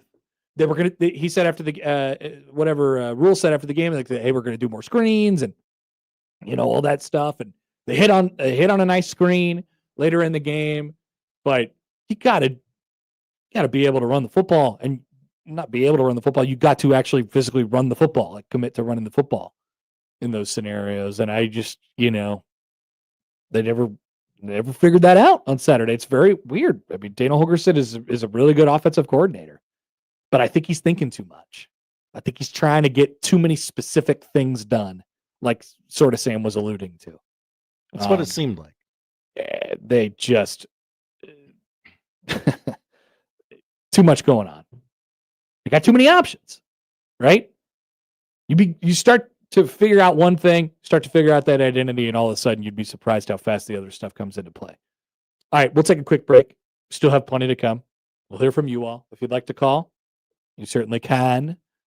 And we also have a lot going on tonight in the sports world. There's another 2 football games. For some reason, on a Monday night. There's a Game 7 of the American League Championship Series. Stibbs, we love you. Every game. There was basketball. Have you heard about number 1 overall draft pick Rink Mast? I've heard about both basketball games. Have you heard about Nick Graves? Creighton. That's a word. Yep. That's where he plays basketball. He does. Okay. He's the point guard of that team. They kind of handled Iowa State. Interesting. Without Iowa State's best player. Very interesting. 0-14 from 3 for the Clones. All right, back after this on 1620 The Zone. Gary and Matt. I've come around on the Killigan song. Whoa, I think I know who you are anymore. That's a big development. I think I'm good on the Killigan song. I kind of like it. Got a little beat to it. Full time out here. We can't just skate over that. You have come around on the Killigan song? Yeah, I kind of like it. I actually listened to it a couple times in the off season on YouTube. Well, it didn't change, Gary. No, but you know what? Like the lyrics, did they re-record it? No, I think because I've always attached it with that thing coming out and shooting T-shirts into the crowd. That thing. Gary and Matt, weekdays 6 to 10 on 1620 The Zone, 1620thezone.com, and Zone TV. Your Omaha area forecast presented by Bellevue Berry and Pumpkin Ranch from the KETV Newswatch 7 Weather Center on 1620 The Zone. Partly cloudy, mild, and windy for your Monday with high fire danger today. Gusts possible out of the northwest up to 30 miles an hour. High today in Omaha of 66 degrees. Tonight, mostly clear, but staying windy, a low of 45. For your Tuesday, bright, cooler, and windy with a high tomorrow of 59. I'm meteorologist Caitlin Harvey with KETV Newswatch 7. More with Connor and Josh after this. We're going to have an extensive professional relationship, my man. On 1620 The Zone. Well, welcome to the Ranch-A-Terre. We've been waiting for you. Step inside the house or ride the hayride through the hollows. But you'd best mind your manners with the residents. They don't take kindly to rude guests, and some they don't let leave. You're gonna make it out one way or another. The Ranch-A-Terre and Haunted Hayride. Hours of Fear. Tickets start at $20. Combo just $30. BellevueBerryFarm.com. At Baxter Subaru Omaha, we've changed the car buying process to better serve our guests. Experience no handoffs, no hassles, and no hidden fees now. And shop our great selection of Subaru models available at BaxterSubaruOmaha.com. Jason Peter and Grant Wistrom break down the Minnesota game and preview the Northwestern game. Thursday at Holy Ghost Church. Doors open at 5. Program starts at 7, and it's only $10 for adults, $5 for children. Sponsored by Husker Hounds and Overhead Door. If you're 55 or older and into that whole saving money thing, T-Mobile has an exclusive phone and internet bundle just for you. Right now, get 2 unlimited phone lines plus 5G home internet for just $30 each per month with autopay, plus taxes and fees. And with 5G home internet, setup is easy with just one cord and no technician needed, which is great if you're also into that whole keeping it simple thing. Switch now and experience the best mobile network in the U.S. Visit your local store to start saving. T-Mobile, it's better over here. Based on analysis by Ookla of speed test intelligence data Q4 2024 to Q1 2025. Ookla trademarks used under license. Unlimited on our network. Customers on voice plan may notice speeds lower than other customers and further reduction if using more than 50 gigs a month due to data prioritization. Video streams and SD on this plan. Home internet pricing after $20 a monthly bill credit plus $5 per line without autopay. Debit or bank account required. See 5G device coverage and access details at T-Mobile.com. Some people just know you can save money on car insurance by checking Allstate first. Like you know to check the weather first, before wearing face paint to the game. Bro, your Go Cats is dripping into your nachos. Oh, and now paint is in my eyes. Interception! Did you see that? No. Yeah, checking first is smart. So check Allstate first and see what you could save. You're in good hands with Allstate. Potential savings vary, including based on how you buy, subject to terms, conditions, and availability. Allstate North American Insurance Company and affiliates, Northbrook, Illinois. Husker Review Monday is powered by McKinnis Roofing and Sheet Metal. Looking for trusted experts to protect and enhance your home or business? We are McKinnis, Nebraska and Iowa's go-to choice since 1981. For commercial or residential projects, trust McKinnis Roofing and Sheet Metal. Visit McKinnisInc.com today. Email unsportsmanlike conduct on the Equitable Bank Zone inbox with whatever is on your mind, from your hot takes to what you think is one. The Zone Inbox is brought to you by Equitable Bank. We take banking personally. We want to hear from you on the Equitable Bank Zone Inbox. Get out, Josh! Josh is going to come in and start saying all of his takes, saying all these things. Get out of here. Now, Josh probably is run back to his laptop. He probably feels real bad, but Josh isn't a dog. That's true. I appreciate his lack of barking when he came into the studio. Not the most obtrusive interruption we've had today. Hey, Does anybody want to go to the Blur tailgate on Saturday? The Blur tailgate? Yeah, that's right. They're still doing it, even though Nebraska lost to Minnesota. They haven't folded the program. No, they haven't folded the program or the Blur Party tailgate. Maybe they should. It will live on Saturday, and you could head to 1620thezone.com right now for your chance to win 2 tickets to said tailgate. We'll draw for that. It's either Wednesday or Thursday. So go either way. The point stands. Go now to 1620thezone.com. And then we'll send you a little texty text or an email later in the week, and we'll say, hey, look, you won. Sounds fun. Okay. Look at my notepad here real quick. Ooh. Look at my notepad. Look at my notes. This is in the hotel notepad. Wow. Yeah. Look at that.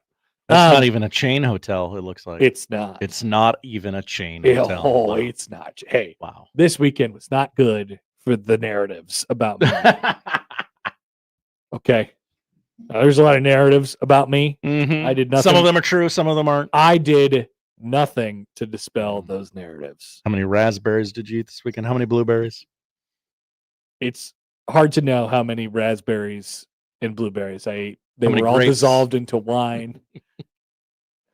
So many grapes. Disgusting amount. But anyway, I didn't do anything for those narratives. I noticed very early in the game by the fact that they got Malachi Coleman a catch.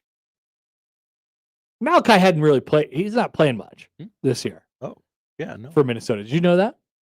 So Connor, they got him a catch. Connor, I forgot he was there. They got him a catch on the first, like I'm pretty sure it was on their first or second possession. And I'm like, oh, I see what's going on here. And he did that thing. He did, Malachi did that, like, I'm like, uh-oh. Seriously, that was the first time I was like, uh-oh, this is gonna be a problem tonight. Because that team, and I forgot it. To be completely honest with you, I forgot that they love beating Nebraska so much. They love beating Nebraska. That's their identity. And they love it even more the more that Nebraska doesn't care. Like the more that Nebraska keeps getting beat by Minnesota, and I'm not trying to say that they lost because they don't care. Please don't misconstrue that.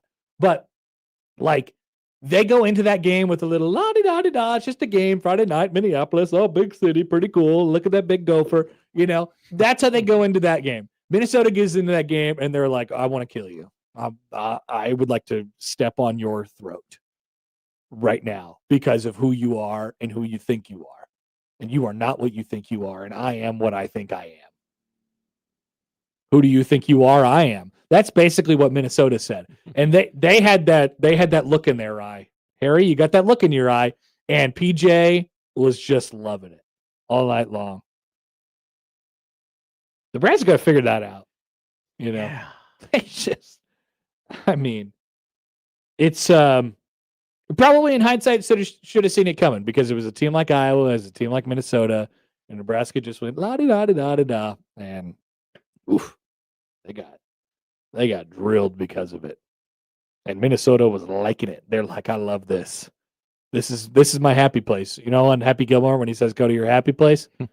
PJ Fleck's happy place is beating the living brains out of Nebraska on a Friday night in Minneapolis. Abe Lincoln delivering a couple of pitchers of beer with the corpses of Nebraska football players on the turf below. No, it's actually it's not a dream at all.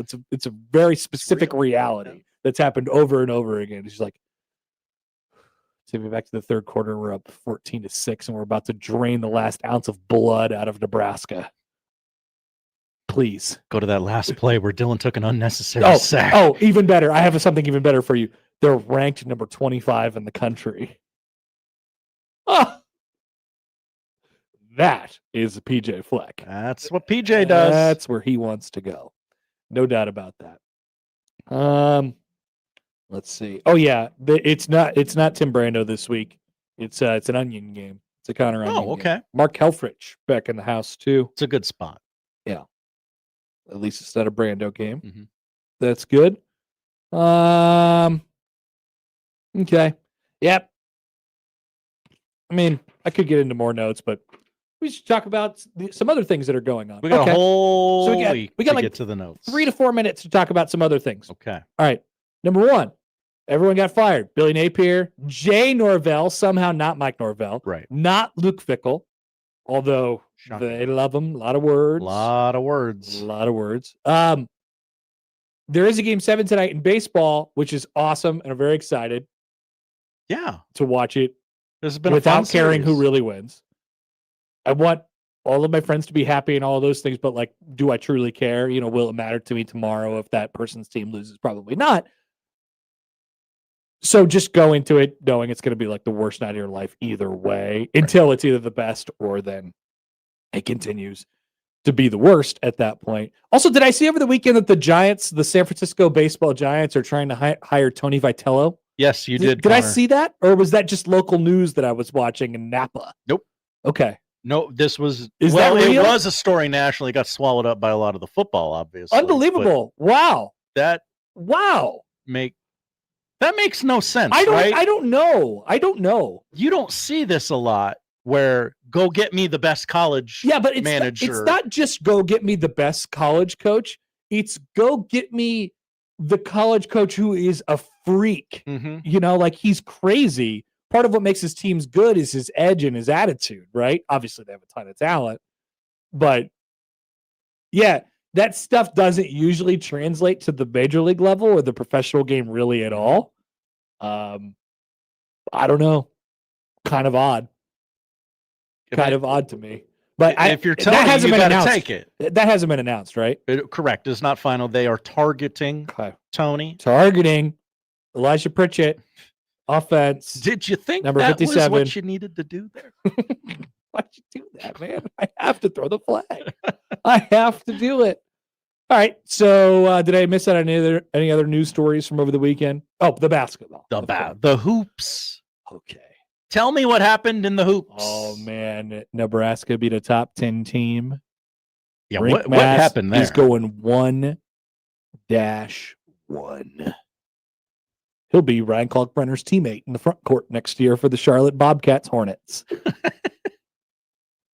Were you doing a bit, or did you remember mid-word? Mid-word. Bobcats Hornets. You recovered nicely. I just wanted to know that's their new name. They're the Charlotte Bobcats Hornets. Sure. I don't hate it. The Bobcats was never. Why did they do that? I don't. That was such a bad idea. Well, the Hornets was taken. Oh no, disaster! What a bad idea. That guy will be doing Rick Mast and Ryan Kalkbrenner games next year. Awesome, right? Great stuff. That's great. That's legitimately great. I don't know so. how it happened. Whatever. They made 15 threes, 14 threes, something like that. You That's get a hot. lot. Yeah, you get piping hot. All of a sudden, you're gonna have a chance to beat some good teams. And Nebraska will. It doesn't change my expectations for the season or anything like that. But like, nice.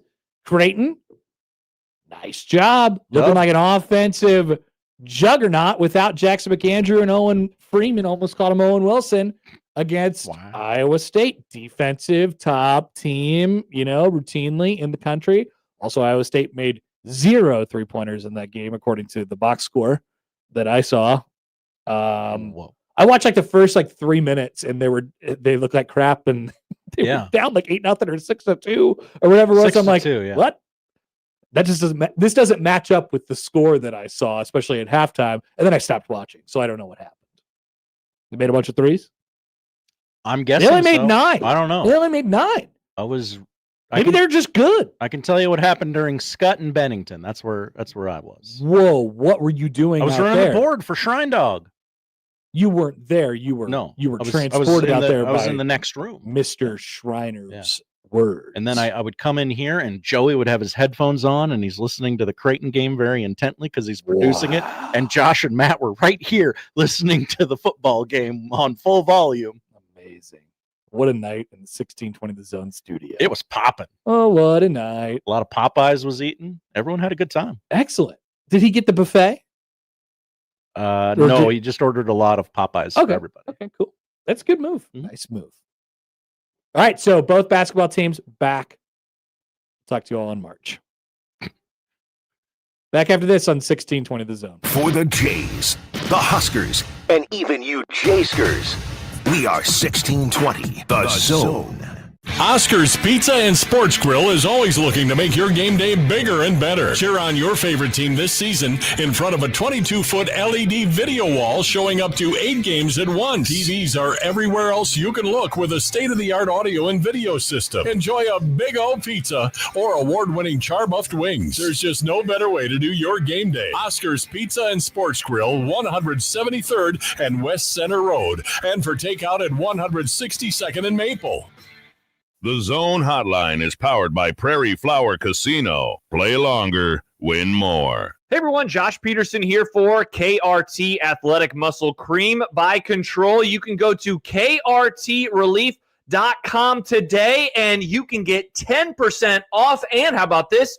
Free shipping on orders over $15. I have been using KRT Athletic Muscle Cream for the last couple of months and it has helped me out a ton. Get me back out there on the running trail. Go to the website today, krtrelief.com. That's krtrelief.com. At Woodhouse Hyundai, receive 0% APR for 60 months on select 2025 Hyundai models like the 2025 Hyundai Tucson. Plus, rest easy with Hyundai Owner's Assurance, America's best 10-year, 100,000-mile powertrain limited warranty. Visit us online at woodhousehyundai.com or woodhouseplacehyundai.com today. With approved credit, tax, title, license extra. Must finance with Hyundai Motor Finance. 10% cash down or trade equity and $299 doc fee due at signing. Available on gas and hybrid models. Offer expires October 31st, 2025. See dealer for details. It's National Teen Driver Safety Week. At Jungle Driving School, we believe every teen deserves the confidence to survive the wild roads ahead. Our mission is simple: save lives through superior driver education. We go beyond the basics with immersive, story-driven lessons that stick for life. Because safe driving isn't just about passing a test, it's about coming home. Join the movement. Visit jungledriving.com to start your teen's journey today. Remember when they used to ask, what do you want to be when you grow up? At Bank of America, we ask every day, what would you like the power to do? When you work here, you help build businesses, inspire communities, and forge legacies.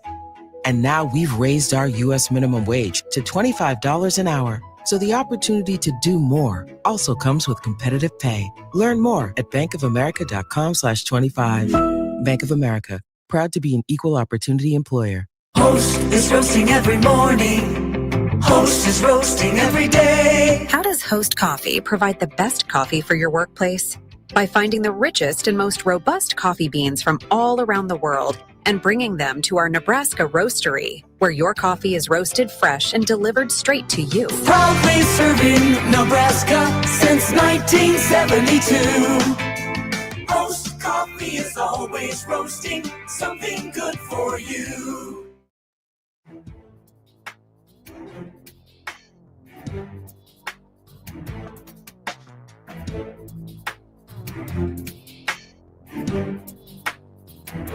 All right, to the polls at Happer Show on the JTech Construction Zone Twitter feed, or should I say poll? I did not even see any of what the polls would have been on Thursday or Friday. They were popping. Really? Yeah. Let's take a sample here. Yeah. See, Are Manila folders made in Manila? Matt, our own Matt McMaster, learned that they're Manila folders. So he called them vanilla folders? He did. Okay. He did. I remember when Classic I did that when I was 6. I remember my first beer. How old were you when you learned that lesson, Josh? It was probably 2nd grade, maybe 3rd. I'll go 4th, 5th, 6th, somewhere in there. Like 6, 7? 6, 7. It could have been one of those. You can't say that in our public schools now. They will suspend you. That makes sense because it's a problem. Mm-hmm. Did you see that lady reporting? She was trying to report. Oh, yeah. And the drunk guys behind her were like, of all the things you could yell behind a newscaster, that's the one you've chosen. Yeah. Would Dave light up Ja'Cory Barney? I got to think no on this one, gang. I don't think he would get him. I don't think he'd get him. 84% say no. Dave, who called, would not light up Ja'Cory Barney. He said he would. I like that belief in yourself. That's right. You got to have that confidence. Mm-hmm. Those are the polls. What are we watching tonight? We are watching ALCS Game 7 tonight. Seattle Mariners at the Toronto Blue Jays, 7 o'clock on Big Fox and FS1. It is George Kirby versus Shane Bieber tonight. Toronto hosts game 1 of the World Series if they win. If Seattle wins tonight, the Dodgers host game 1 Friday night. Go American League. Ooh. Welcome to the AL, Dodgers. Yeah. NFL doubleheader, a true doubleheader tonight. Buccaneers, Lions, 6 o'clock on ABC and ESPN. The Lions wearing those black jerseys and the Honolulu blue helmet tonight. It will be followed by the Texans and the Seahawks at 9 o'clock on ESPN. I can't wait for no one to talk about anything that happens in that game. No, I didn't even remember the teams, even though you just said them. That's right. I'm so locked in on this Bucs-Lions thing, though. Oh. It should be a good one. That would be a banger. It did get the Home Alone grunt on Grunt the Slate Thursday. Maybe people will start respecting the Bucs. Ooh, interesting take. It seems like people already do, but hockey on NHL Network tonight. 6 o'clock puck drop at Madison Square Garden for the Wild and the Rangers. What? Yes, it count. Those are they regular play season hockey at games. Madison Square Garden? Yeah. I thought that was just for Jemiah Neal to almost fight Hassan Diarra. They need the crew to warm up for the Big East tournament. Got and the way to do that is to have many hockey games. Softball state championships today. Class C going on right now. Class B, 3:30. Number 1 Northwest takes on number 2 Beatrice. And the Class A game, 7 o'clock tonight on Nebraska Public Media. Number 1 Millard North against number 3 Lincoln Southwest. And finally, I don't know what this network is. I don't know how to get it, where to find it, but it's Antenna TV. At 10 o'clock tonight, Johnny Carson's 100th birthday celebration. Now, Johnny Carson is dead, so it's not an actual birthday. But it is his birthday. Yes, the network will honor Carson by airing one of his most fondly remembered Tonight Show episodes every night this week, featuring new reflections from his longtime band leader. Oh. Okay, I mean, it still gets to be his birthday, even though he's dead. Yes. Yeah. And I thought I would honor the Nebraska guy by bringing it up on What to Go Watch. State of Nebraska. Go State. Yes, Alex, I'm sorry. I didn't mean to be the one to have to tell you that. Johnny Carson has passed. He has passed. It's been some time It now. has. Thank you, Josh. Thank you, Connor. That is the show. If you missed anything, 1620thezone.com is where you can find it. Time for a crossover coming up next. Live from the Host Coffee Studio, this is 1620 The Zone. Elevate your drive at Woodhouse Mazda. Right now, receive 1.9% APR for 60 months on the full lineup of 2025 Mazda CX-50 standard and hybrid engine models. Get started online today with approved credit, tax, title, license extra when financed through Mazda Financial Services. $299 doc fee due at signing. Stock number X250815. Offer expires October 31st, 2025. See dealer for details.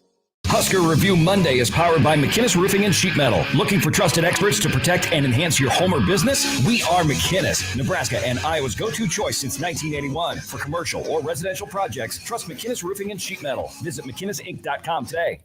Get into Prairie Flower Casino and get in the game. Prairie Flower has hundreds of the hottest slot machines along with the PFC Sportsbook and your favorite live table games. Looking for a bite and a beverage? You'll love all our options, including Sky Bar and Grill with nonstop sports on our wall-to-wall TVs and the friendly service you know and love. Play longer, win more at Prairie Flower Casino, just minutes north of downtown Omaha. Must be 21. Please bet responsibly. Host is roasting every morning. Host is roasting every day. Host Coffee is on a mission to invigorate every workplace with a blend of bold flavors and unforgettable service, creating moments with our coffee, water, and food services that spark joy, productivity, and connection. Call Host Coffee today. Proudly serving Nebraska since 1972. Host Coffee is always roasting something good for you. Hi, I'm Chef Franklin Becker. You know the jingle. Now discover the facts about Ozempic, a GLP-1. There's only one FDA-approved Ozempic made by Novo Nordisk. Learn about the real thing. Talk to your healthcare professional today. Call 1-833-OZEMPIC or visit Ozempic.com to view the medication guide and to learn more about Ozempic. Semaglutide injection 0.5, 1, and 2 milligrams.